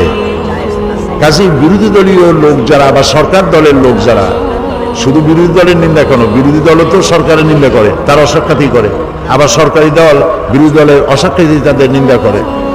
সরকার যদি কোনো অন্যায় করে তাহলে বিরোধী দলের পক্ষে এটা বলা, সেই অন্যায় কাজ মানুষের সামনে তুলে ধরা আর গঠনমূলক সমালোচনা করা, এটা গীবতের পর্যায়ে পড়বে না, গুনাহের পর্যায়ে পড়বে না, যদি তা বস্তুনিষ্ঠ হয়। আর বিরোধী দলের যে সমস্ত খারাপ কাজ আছে সেই খারাপ কাজগুলি বলে মানুষকে তাদের থেকে সতর্ক করার জন্য বস্তুনিষ্ঠ সত্য কথা বলা যায়, কিন্তু মিথ্যা অতিরঞ্জিত করে কোনো কথা বলা জায়েজ না। আশা করি বুঝতে পেরেছ। নাম নাই এমন একজন প্রশ্ন করেছে, আচ্ছা ভাইয়া, সিরাতুন নবী ও মিলাদুন নবীর মধ্যে পার্থক্য কি? খুবই সচেতন আজকালকার ছেলে মেয়েরা। সিরাতুন নবী মিলাদুন নবী পার্থক্য অনেক বড়। সিরাতুন নবী হচ্ছে নবীর চরিত্র, নবীর মিশন, আর মিলাদুন নবী হচ্ছে জন্ম বৃত্তান্ত। নবী করিম সাল্লাল্লাহু আলাইহি সাল্লামের জন্ম কেমনে হয়েছিল, কার দুধ খেয়েছিলেন, কোথায় প্রতিপালিত হয়েছিলেন, এগুলি হচ্ছে এই তার জন্ম বৃত্তান্ত, দাদাকে নানাকে এগুলি জানা। তো এগুলি আমাদের জানা দরকার। নবী করিম সাল্লাল্লাহু আলাইহি সাল্লাম কিভাবে পৃথিবীতে এসেছেন, তার বাপের নাম কি, তার মায়ের নাম কি, তারপরে তিনি কোথায় জন্মগ্রহণ করেছেন, কার দুধ খেয়ে বড় হয়েছেন, কে তাকে দোলনায় নিয়ে দোল দিত, এ সমস্ত কথা জানা দরকার।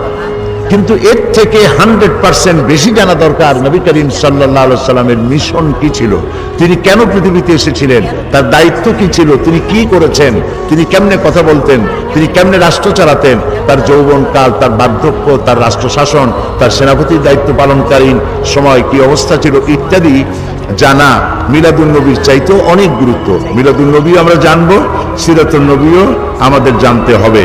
সেই জন্য দুটোর মধ্যে অনেক পার্থক্য আছে। আমাদের জানতে হবে, বেশি জানতে হবে সিরাতুন নবী। বেশি জানতে হবে কোনটা? সিরাতুন নবী। পড়া মনে রাখার জন্য কোন দোয়া আমল করব? পড়া মনে রাখার জন্য তোমরা পড়বে রব্বি জিদনি ইলমা। বলো তো সবাই, রব্বি জিদনি ইলমা। সব শিশু কিশোরেরা, ছেলে মেয়েরা সবাই পড়ো, রব্বি জিদনি ইলমা, রব্বি জিদনি ইলমা। মনে থাকবে? মনে যদি না থাকে তোমার আম্মার কাছে, আব্বার কাছে, তাদের কাছে জিজ্ঞেস করে নিন। শিশু অবস্থায় এ হলো নাবিদ সুবহানি। তার প্রশ্ন হলো, শিশু অবস্থায় মৃত্যু হলে সে কি জান্নাতে যাবে? সে তো কোনো পাপই করেনি, সুতরাং আল্লাহ তাআলা তার ব্যাপারে জান্নাতের ফয়সালা করবেন ইনশাআল্লাহ। ছোটরা নামাজ পড়তে, এই প্রশ্ন সুলতান আহমদ প্রশ্ন। আমরা ছোটরা মসজিদে নামাজ পড়তে থাকলে বড়রা আমাদেরকে ঠেলে পিছনে নিয়ে যায়, এর কারণ কি? এটা সত্যি একটা দুঃখজনক ব্যাপার। আমি বিভিন্ন জায়গায় ওয়াজের মধ্যেও বলেছি, এটা আমি মাহফিলেও বলেছি, এটি একটা খুব খারাপ জিনিস।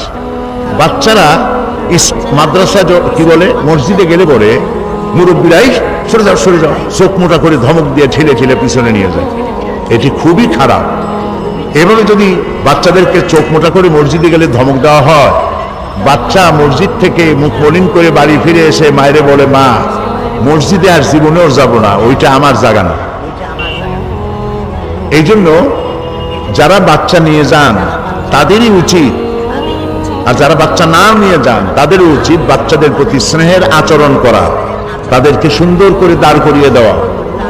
আর বাচ্চাকে যিনি নিয়ে গেলেন তিনি পকেটে করে চকলেট আর মিমি নিয়ে যাবেন, নামাজ শেষ হলে বাচ্চার হাতে চকলেট দিবেন। বাচ্চা ভাববে মসজিদে আসলে চকলেট পাওয়া যায়, মসজিদের দিকে আকর্ষণ বাড়বে, ঠিক না? এই জন্য বাচ্চাদেরকে চোখ মোটা করা, ধাক্কা দেওয়া, পিছনে ঠেলে দেওয়া, এটা কোনো ভদ্র জনোচিত কাজ নয়। রাসূলুল্লাহ এই ধরনের করেন নাই। তবে ইসলাম খুব ডিসিপ্লিন, খুবই শৃঙ্খলাপূর্ণ। ইসলামের মতো শৃঙ্খলা পৃথিবীতে কোনো জাতের নাই। তোমরা বলবে না সুবহানাল্লাহ? সাংঘাতিক শৃঙ্খলা। নামাজের মধ্যে কাতার না দিলেই তো হতো কেবলামুখী হয়ে দাঁড়াও বললে হতো, কেবলামুখী হয়ে দাঁড়াও, কাতার মাথার দরকার নাই, জায়গা লাগে বেশি, ঘন ঘন হয়ে দাঁড়ায় একজনের পিঠের উপরে আর একজন সেজদা দাও। ইসলামকে এরকম বলে? কি বলে? ইসলাম বলে কাতারটা সোজা কর, একদম একটা তীর মারা হবে কাতারের সামনে দিয়া, মুসল্লিদের নাকের ডগার উপর দিয়ে চলে যাবে। নাক যার বেশি লম্বা সে ছাড়া কারো নাকে ঢুকবে না। লাইন এত সোজা হতে হবে। যে লাইন যে সোজা হলো, এই সোজা লাইনটা ইসলাম চায়, এটা ডিসিপ্লিন, এটা সৌন্দর্য। এখন বাচ্চারা গেলে পরে, একেবারে ছোট বাচ্চা, সে যদি লাইনে দাঁড়ালো, এই লাইনটা দেখতে কি সুন্দর হবে না একটু অসুন্দর হবে? বলো, একটু অসুন্দর হয়ে যায়, উঁচা নিচু এরকম হয়ে যায়। এই জন্য নিয়ম হলো বাচ্চারা যদি যায়, বাচ্চাকে যে নিয়ে যাচ্ছে তার উচিত বাচ্চাকে নিয়ে লাইনের এক পাশে গিয়ে দাঁড়ানো, মাঝখানে নয়। আর পিছনে ঠেলে দেওয়া, একেবারে পিছনে নিয়ে যাওয়া, এটা ঠিক নয়। যে নিয়ে যাবেন অথবা যে ছেলে আসছে একা, তাকে ওই কাতারের লোকেরা কাতারের এক কোনায় নিয়ে নিজেদের কাতারেই রাখবেন, মাঝখানে রাখলে একটু ডিস্টার্ব হতে পারে। আর বাচ্চারা এক জায়গায় 3-4 জন দাঁড়াবে না, এটাও খেয়াল রাখতে হবে। কারণ বাচ্চারা যখন নামাজের মধ্যে যায়, নামাজে দাঁড়ায়, তখন সারা দিনের সব হাসি নামাজের মধ্যে এসে হাজির হয়ে যায়। সেজদার মধ্যে, রুকুর মধ্যে গুতগুতি করে আর খালি হাসতে থাকে। এই জন্য বাচ্চাদেরকে আলাদা আলাদা করে কোনায় কোনায় দাঁড় করায় নামাজের প্রতি অভ্যস্ত করা উচিত। শাহেদ আহমদ, তৃতীয় জামাত, এশাআতুল কোরআন, নুরানি মাদ্রাসা, ফাতেহাবাদ। তার প্রশ্ন হচ্ছে, কারো কবরে ফুল দেওয়া জায়েজ? আর ফুল দিলে জিয়ারতের সমান সওয়াব পাওয়া যাবে কি? ফুল দিলে জিয়ারতের সওয়াব পাওয়া যাবে না। জিয়ারত হলো পরিদর্শন করা। এখানে উপস্থিত হলে কোনো মাজারে কোনো নিয়ত করে যাওয়া যাবে না, এটা মনে রাখবা। প্রথমে মাজারে জিয়ারতের উদ্দেশ্য নিয়ে যাওয়া যাবে না। কিন্তু কোনো মাজারের কাছে যে বসছো, তো তুমি সেখানে দাঁড়ায় সূরা ফাতিহা, সূরা ইখলাস পড়ে মাজারে যিনি আসেন তার জন্য দোয়া করবা। ওই মাজারে তোমার ভাগ্যের কোনো ভালো হবে এই নিয়ত করে কোনো দোয়া করা যাবে না। তারপরে ফুল দেওয়ার চাইতে, ফুল দিলে তো ফুল শুকায় যায়, ফুল দেওয়ার চাইতে একটি জীবন্ত গাছের ডাল যদি কবরে পুঁতে দেওয়া যায়, সেটাই বরং সওয়াব হবে বেশি। ওই গাছের পাতাগুলি যতক্ষণ বেঁচে থাকবে, যত জিকেল করবে গাছের পাতা, কবরে যে শুয়ে আছে এই সওয়াব সে পাবে। উম্মে কুলসুম, থানা লোহাগড়া, 5ম শ্রেণী। তার প্রশ্ন, আপনি বলবেন কি এতিমদের সাথে কাজের মেয়ের সাথে কিভাবে আচার ব্যবহার করা উচিত? খুবই সুন্দর প্রশ্ন। কাজের মেয়েদের সাথে, কাজের ছেলেদের সাথে আমাদের বাড়ির সমূহে গৃহকর্তা, গৃহকর্ত্রী এবং ছেলেমেয়েরা ভালো ব্যবহার প্রায় করে না, খারাপ ব্যবহার করে। ভালো ব্যবহার করা উচিত। একথা মনে করা দরকার, আজকে তোমার বাড়িতে যে মেয়েটি থালা বাটি মাজে, জামা কাপড় ধুয়ে দেয়, এমনও তো হতে পারতো তুমিও, তোমার মা বাপ থাকতো না, তুমিও কারো বাড়িতে গিয়ে কারো থালা বাটি মাজতে। এটা কি অসম্ভব না আল্লাহর কাছে সম্ভব? বলো তোমরা, সম্ভব। সেই জন্য মনে করতে হবে যেটা আমার ছোট ভাই বা ছোট বোন এই মনে করে তাদেরকে যত্ন করতে হবে। তোমরা যেমন টিভির মধ্যে কার্টুন দেখো, ওরা তখন কাজ করে, কার্টুন ছবি দেখতেছো, অথবা টিভির মধ্যে ন্যাশনাল জিওগ্রাফি বন্য প্রাণীর ছবি টবি দেখতেছো, তখন তোমার কাজের মেয়েটি সেও দেখতে চায়। তাকে ধমক না দিয়ে তাকেও কিছু সময় দেখানো উচিত এসব ভালো ভালো দৃশ্য। তোমরা যখন যা ভালো খাও তাদেরকে, তার থেকে ওরা খুব কষ্ট করে, তাদেরকেও খাইতে দেওয়া উচিত। তাদেরকে তোমরা যেমন ভালো জামা কাপড় পরো, তোমাদের পক্ষে যতদূর সম্ভব তাদেরকেও তেমন ছোট ছোট কাপড় চোপড় ভালো দেখে দেওয়া উচিত। এই জন্য ভালো আচরণ করতে আল্লাহ শিখিয়েছেন, আল্লাহ রসুল শিখিয়েছেন। কাজের ছেলে মেয়ে এবং এতিম বাচ্চাদের প্রতি যত্ন করতে হবে।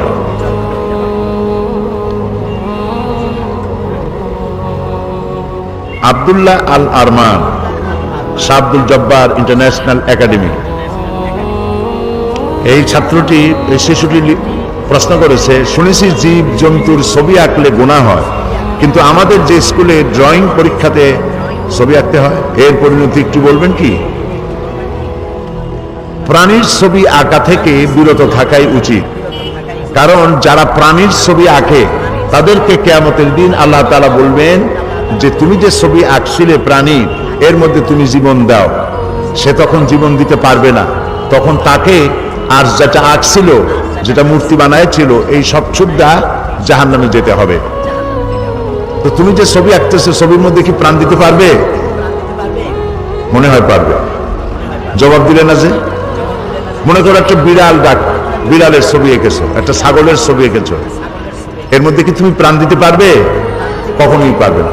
সেই জন্য এইসব ছবি না এঁকে বরং ছবি আঁকা উচিত চাঁদের, সূর্যের, ফুলের, গাছের, নদীর, সবুজ ক্ষেতের, এই সমস্ত প্রাকৃতিক দৃশ্যগুলির ছবি আঁকাই সুন্দর। তবে তোমরা এগুলি যদি চেষ্টা করো তাহলে এতে তোমরা কামিয়াব হতে পারবে। আমিনুল্লাহ, মায়ের নাম ফাতেমা বেগম, শাহনাজ আক্তার লিপি। শাহনাজ আক্তার লিপির প্রশ্ন, সে চট্টগ্রাম মেডিকেল কলেজ হাসপাতালের কেন্দ্রীয় মসজিদ কলোনিতে থাকে, তাও লিখেছে আমানুল্লাহ। সে প্রশ্ন করেছে, সাদ্দামকে ফাঁসি দেওয়া হচ্ছে কিন্তু কেউ রুখে দাঁড়াচ্ছে না, এর কারণ কি? সাদ্দামের ব্যাপারে অনেক প্রশ্ন এসেছে। সাদ্দামের ব্যাপারটা আমি প্রথম দিন এখানে আলোচনা করেছি। আমি এখানে বলেছি যে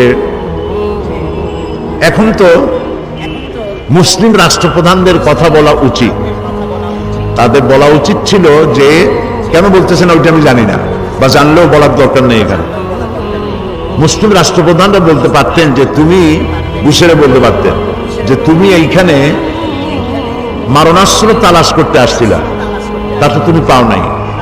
বুশ যা তালাশ করতে আসছিল তা কি পেয়েছে? বলো ছেলে মেয়েরা, তা কি পেয়েছে? মারণাস্ত্রগুলি পায় নাই। এমনকি শেষ পর্যন্ত এই সাদ্দামের ধরিয়া সাদ্দামের মাথার চুলগুলি তালাশ করে দেখছে যে চুলের মধ্যেও আছে নাকি মারণাস্ত্র। মুখের মধ্যে টর্চ মারছে যে এর মধ্যে আছে নাকি। তো এটা যখন পাওয়া গেল না, কাজে এখন তুমি আমাদের মাফ করো, আল্লাহর রাস্তায় বিদায় হও। তো আল্লাহ তাআলা একজন আছেন, দুনিয়ার কেউ যদি রুখে না দাঁড়ায় তো আল্লাহ তাআলা মজলুমের পক্ষে থাকেন। এখন ইরাকিরা হলো মজলুম, অত্যাচারিত, আর আল্লাহ থাকেন অত্যাচারিতদের বিপক্ষে, মজলুমদের পক্ষে থাকেন। কাজে এই কাজটি যারা করছে, ইতিহাস অপেক্ষা করতে থাকুক, ইতিহাস কিভাবে চিত্রিত হয়। যারা এই কাজ করতেছে তারাও এর জবাব পাবে। নাজনীন সুলতানা শিমু, 7ম শ্রেণী, তার প্রশ্ন, আমরা যখন কোনো কাজে ভুল করি তখন বড়রা আমাদের শাসন করেন, কিন্তু বড়রা যখন ভুল করে তখন আমরা বলতে গেলে বলে যে আমরা অসভ্য। এমত অবস্থায় আমরা কি করতে পারি? কিছুই করতে পারবে না। তোমরা যদি কোনো অন্যায় করো, ভুল করো, তাহলে মা বাপ তোমাদেরকে শাসন করবে, এটাই স্বাভাবিক। আর বড়রা যদি ভুল করে তাহলে তোমরা তো তাদেরকে শাসন করতে পারবে না। তবে ভুলটা বলতে পারো যে, মা অথবা আব্বা, আপনি যে কথাটা বললেন, এই কাজটা করলেন, এই কাজটা কি করা ঠিক হয়েছে? আমার তো মনে হয় ঠিক হয় নাই। এইভাবে বলা যায়, আদবের সাথে বলতে হবে। তুমি ভুল করেছো এইভাবে না বলে একটু আদবের সাথে তাদেরকে বলতে হবে যে এই কাজটা তো আমার কাছে মনে হয়েছে যেটা ঠিক হয়নি। এরকম করে আদবের সাথে বলা ঠিক হবে। রকিব হাসান প্রশ্ন করেছে, নোয়াখালী থেকে আসছে, সাইদি সাহেব আপনি কি কোনোদিন ক্রিকেট খেলেননি? ক্রিকেট খেলা তো দূরের কথা, আমি তো ক্রিকেট খেলা বুঝিও না, খালি ওই 4 বুঝি আর 6 বুঝি যেটা দেখায়, এছাড়া আমি কিছু বুঝি না। এবং যত খেলা আছে, কেন যেন ক্রিকেট খেলা আমার কাছে পছন্দ হয় না। ফুটবল খেলা একরকম ভালো লাগে, 2-4টে লাথি খাইলেই সে গোলে চলে যায়, বেশি সময় বসে থাকা লাগে না। আর ক্রিকেট খেলার জন্য সারাদিন বসে থাকা লাগে, এক মহা সমস্যা। হিটলারের নাম শুনছো তোমরা? ওর একটা গল্প আমার মনে পড়ল। হিটলার একবার জার্মান থেকে কলন অথবা বন, ফ্রাঙ্কফুর্ট কোথাও যাচ্ছিলেন। যাওয়ার সময় তিনি দেখতে পেলেন যে মাঠে কারা খেলতেছে আর চতুর্দিকে অনেক লোক দাঁড়ানো। তিনি দেখে চলে গেলেন। সন্ধ্যাবেলায় তিনি যখন ওই পথে ফিরেছেন তখন দেখেন সেই মাঠ ভরা লোক। প্রশ্ন করলেন, এরা কি তারা যাদেরকে সকালবেলা দেখে গেছিলাম? বলে হ্যাঁ। এটা কি খেলা? তো বললো যে ক্রিকেট খেলা। হিটলার অর্ডার করলো তারপরের দিন যে আমার দেশে ক্রিকেট খেলা চলবে না, কারণ এই খেলা দেখতে গিয়ে মানুষের লেখাপড়া নষ্ট হয়, চাকরি বাকরির ক্ষতি হয়, ব্যবসা বাণিজ্যের ক্ষতি হয়। ঘন্টার পর ঘন্টা, দিনের পর দিন, মাসের পর মাস এই বল যে কি অপরাধ করছিল, লাঠির বাড়ির চোটে সারাদিন ঘুরতে থাকে। কাজে এই খেলা আমার দেশে চলবে না। জার্মানিরা বোধহয় এখনো এটা খেলেন, আমি জানি না এখনো খেলে কিনা। কাজে একটা বিরক্তিকর খেলা, হতে পারে ভালো খেলা, তাদের কাছে খেলা পছন্দ হয়, ব্যক্তিগত ব্যাপার। এর দ্বারা আমি কোনো ফতোয়া দিচ্ছি না যে এই খেলা তোমরাও খেলো না বা দেখো না। তবে আমি মনে করি, আমার কাছে মনে হয় যে ওয়েস্টেজ অফ টাইম, সময়ের যথেষ্ট ক্ষতি হয়, সময়ের যথেষ্ট অপচয় হয়। জবা, মনি, আবরার, নাবিল, এই 4 জনের প্রশ্ন, কোনো কারণে যদি মিথ্যা কথা বলতেই হয় তাহলে কি আমাদের গুনাহ হবে? মিথ্যা বলবা কেন? কোনো কারণ নাই, মিথ্যা বলবাই না। মিথ্যা কথা বলার যদি কখনো প্রয়োজন হয় তো আল্লাহর কাছে মাপ চাইবে, আল্লাহ আমি যেন মিথ্যা না বলি। মিথ্যা কথা বললে যদি মা বাপের 2-4টা থাপ্পড় খাওয়া লাগে তাও ভালো, তবু মিথ্যা কথা বলা উচিত না। এই মিথ্যা থেকে তোমরা বিরত থাকবে। প্রশ্ন, আমার নাম হাফিজা খাতুন। হাফিজা খাতুন শিখা। এখন শিখা বললে অনেকে আমাকে অমুসলিম মনে করে, তাহলে শিখা নামের সাথে কি ইসলাম বহির্ভূত কোনো অর্থ আছে? আর যদি থাকে তাহলে আমি নামটা কি বাদ দিয়ে দেব? খুবই ভালো হয়, যে নাম বললে পরে মুসলমান হিসাবে চেনা যায় না এইরকম নাম বাদ দেওয়া উচিত। আসলে দোষটা তো তোমার না, ভুল করেছে মা বাপ যারা নামটা রেখেছে, মা বাপ দাদা দাদি যারা নামটা রেখেছে তারা ভুল করেছে। মানুষেরা ভুল করে অনেক নাম রাখে, যেমন নাম রাখে ডব্লিউ, মন্টু, বল্টু, সেন্টু। এইসব হাবিজাবি নাম যেসব ছেলেদের মেয়েদের থাকে তারা জীবনেও কোনো ভালো ইতিহাস সৃষ্টি করতে পারে না। পৃথিবীতে বল্টু, মন্টু নামের কোনো প্রেসিডেন্ট আছে নাকি? এই বল্টু, সেন্টু, তারপরে আর কি ডব্লিউ, এইসব নামের কোনো ব্যক্তি বড় কোনো আলেম বা পীরও হতে পারে না। তোমরা কি শুনছো যে অমুক দেশে একজন বড় আলেম আছে যার নাম হযরত মন্টু রহমতুল্লাহ আলাইহ? আছে নাকি? এই জাতীয় বাজে নাম যারা, যেসব মা বাবেরা সন্তানদের নাম এভাবে হাবিজাবি রাখে, জীবনেও ভালো হবে না। নাম যেমন বন্টুরা, সেন্টুরা, ডবলুরা তৈরি হয় মাস্তান এবং হাইজাক্কার হওয়ার জন্য, অবশ্যই খারাপ হবে, ভালো হতে পারবে না। এই জন্য ভালো নাম রাখা উচিত, মা বাপেরই উচিত এটা। আর যে নামে ডাকলে পরে মুসলমান বলে চেনা যায় না, এরকম নাম তো রাখাই উচিত না। তোমার নাম কত সুন্দর, হাফিজা, এর সাথে শিখা রাখার দরকার নাই। তোমার মা বাপকে বলো এই নামটিকে, শিখা শব্দটি বাদ দিয়ে দিতে, তোমাকে অন্য কোনো নামে ডাকুক, হাফিজা বলেই ডাকুক। আর নাম 2-3টে হওয়া ভালো না, নাম একটা হয় ভালো। এটিএম শফিকুল মাওলা, শোভন, ওই একই রকমের বাংলা নাম এসে গেছে। বাংলা নাম ইংরেজি নাম রাখা ঠিক না, নাম সব আরবি হওয়া উচিত, অর্থবহ আরবি। আরবি হইলেই হবে না, অর্থবহ আরবি হইতে হবে। আমি অনেক বছর আগে এখানে এক বক্তৃতায় বলেছিলাম, বাংলাদেশে এক জায়গায় গেলাম, সকালবেলা আমাকে নাস্তা দিবে, তো বাড়িওয়ালা ডাকতেছে তুকাজ্জেবান, তাড়াতাড়ি করে চা নিয়ে আসো হুজুরের জন্য। তা আমি বললাম তুকাজ্জেবান কি? তুকাজ্জেবান আমার মেয়ের নাম। তো মেয়ের নাম তুকাজ্জেবান রাখছেন কেন? ওই যে আল্লাহ তো এটা খুব পছন্দ করে, সূরা আর রহমানে অন্তত 33 বার আল্লাহ নাম নিছেন, আমি খুশি হইয়া ওই নাম রাখছি। দেখো কি উল্টা পাল্টা নাম রাখে। কেউ তার সন্তানের নাম রাখে জামাল মিয়া, অথবা সন্তানের নাম রাখে তরিক মিয়া। তো কুয়েতে এরকম এক পাসপোর্টধারী উপস্থিত হয়েছে, বাংলাদেশ থেকে গেছে, তার বাপের নাম জামাল মিয়া আর তার নাম হলো তরিক মিয়া। এখন পুলিশেরা খুব হাসাহাসি করতেছে, লোকেরা জিজ্ঞেস করছে যে আপনারা হাসতেছেন কেন? যে নাম করে হাসতেছি। কারণ কি? কারণ হলো বাপের নাম হলো জামাল মিয়া, জামাল মিয়া অর্থ হলো 100 উট, আর তরিক মিয়া এই শব্দের অর্থ হলো 100 রাস্তা। ওর বাপের নাম 100 উট আর ওর নাম 100 রাস্তা। সেই জন্য নাম রাখতে গিয়ে মা বাপকে শুধু আরবি রাখলেই হবে না, কোনো ভালো আলেমের কাছে জিজ্ঞাসা করে নিতে হবে যে নামটার অর্থ কি, অর্থ সহকারে অর্থবহ নাম রাখা উচিত। আবরার, নাবিল, শাইখ, তাদের প্রশ্ন, ফজরের নামাজ যদি কোনো কারণে কাজা হয়ে যায় তাহলে ইহা পড়ার সঠিক সময় কখন? ফজরের নামাজ কাজা যখন হইল তোমার, তুমি যখনই ঘুমের থেকে উঠছো আর টের পাইছো যে বেলা উঠে গেছে, তখনই তোমরা ফজরের নামাজটা আদায় করে নেবে। আজকে পর্যন্তই থাক, আবার তোমাদের সামনে কথা বলা যাবে। এখন তোমাদেরকে নিয়ে দোয়া করছি, আল্লাহুম্মা আমিন। ربنا ظلمنا أنفسنا وإن لم تغفر لنا وترحمنا لنكونن من الخاسرين। আয় আল্লাহ তাআলা, ছোট ছোট কচি মাসুম বেগুনা বাচ্চাদের নিয়ে, ছোট ছোট ছেলে মেয়েদেরকে নিয়ে তোমার দরবারে হাত তুলেছি, যারা জীবনে কখনো গুনাহ করে নাই, যারা মাসুম বেগুনা ফুলের মতো পবিত্র। আল্লাহ তাআলা, তুমি দয়া করে আমাদের জীবনের গুনাহ খাতা মাফ করে দাও। আমাদের মা বাপ মুরব্বী যারা কবরে শুয়ে আছে তাদেরকে ক্ষমা করে দাও। আল্লাহ তাআলা, ছোট ছোট বাচ্চারা যারা আজকে এখানে এসেছে, আল্লাহ তাআলা এই বাচ্চাগুলিকে তুমি বড় বড় শিক্ষিত বানায় দাও, বড় বড় আলেম বানাও, আলেমে রব্বানি হাক্কানি বানাও। এদের জীবনকে তুমি ফুলের মতো পবিত্র সারা জীবন রাখার তৌফিক দিয়ে দাও। এদের মধ্য থেকে এই দেশকে পরিচালনা করার জন্য যোগ্যতা সম্পন্ন প্রেসিডেন্ট, প্রধানমন্ত্রী, মন্ত্রী, এমপি, যোগ্যতা সম্পন্ন নেতা এখান থেকে তুমি তৈরি করে দাও। এরা যেন নকল ছাড়া প্রত্যেক পরীক্ষায় পাশ করতে পারে, এরকমের ব্রেন তাদেরকে দান করো। আল্লাহ তাআলা, দুষ্টমি থেকে তারা বিরত থাকতে পারে তৌফিক দাও।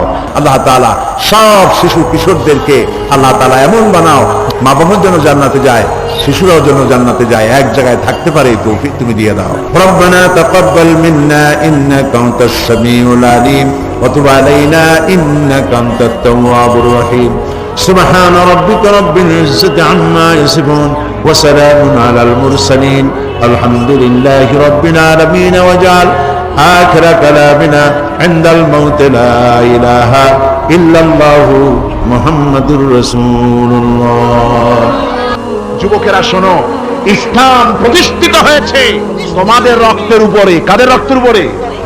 যুবকদের রক্তের উপরে। যারা ইসলাম প্রথম কবুল করেছিলেন তারা কিন্তু বুড়ো ছিলেন না কেউ।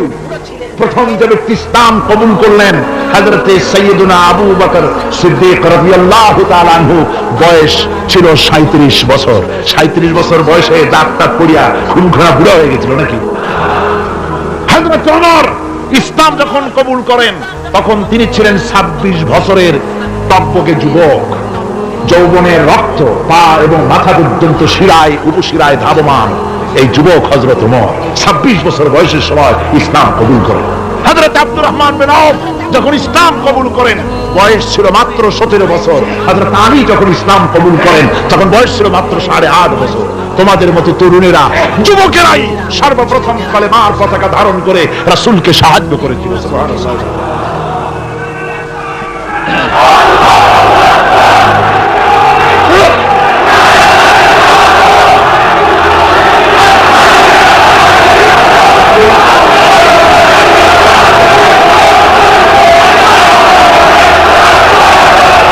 মুসলমান ভাইরা থামুন, আমার ভাইরা, যুবকদের অবদানই চিরকাল ইসলামে বেশি ছিল। তাই বলে যারা বৃদ্ধ মানুষ তাদের কিন্তু কোনো মন খারাপ করার কোনো কারণ নাই, ঠিক কিনা? যেহেতু আমরা যারা বয়সের প্রান্তে এসে গেছি আমরাও ওই যৌবন কালটা পেরিয়ে এসেছি, ঠিক কিনা? আরেকটি কথা, কিয়ামতের দিন কোন বুড়ো মানুষ বেহেশতে যাবে না, সব যুবকরা যাবে। বেহেশতে যাবে কারা? বুড়োরা বোধহয় ভয় পেয়ে গেছেন। রাসূল পাক সাল্লাল্লাহু আলাইহি ওয়াসাল্লাম বলেছেন, আমার কথা না, হুজুর বলেছেন কোন বুড়ো মানুষ বেহেশতে যাবে না, কোন কালো মানুষ বেহেশতে যাবে না। এখন রাসূল যদি বলেন, তার কথাই তো আইন। হুজুর বলেন কালো মানুষ বেহেশতে যাবে না, একটা কালো মানুষ কান দিয়ে তো পড়েই গেছে। হুজুর বলেন কেঁদো না, তুই যখন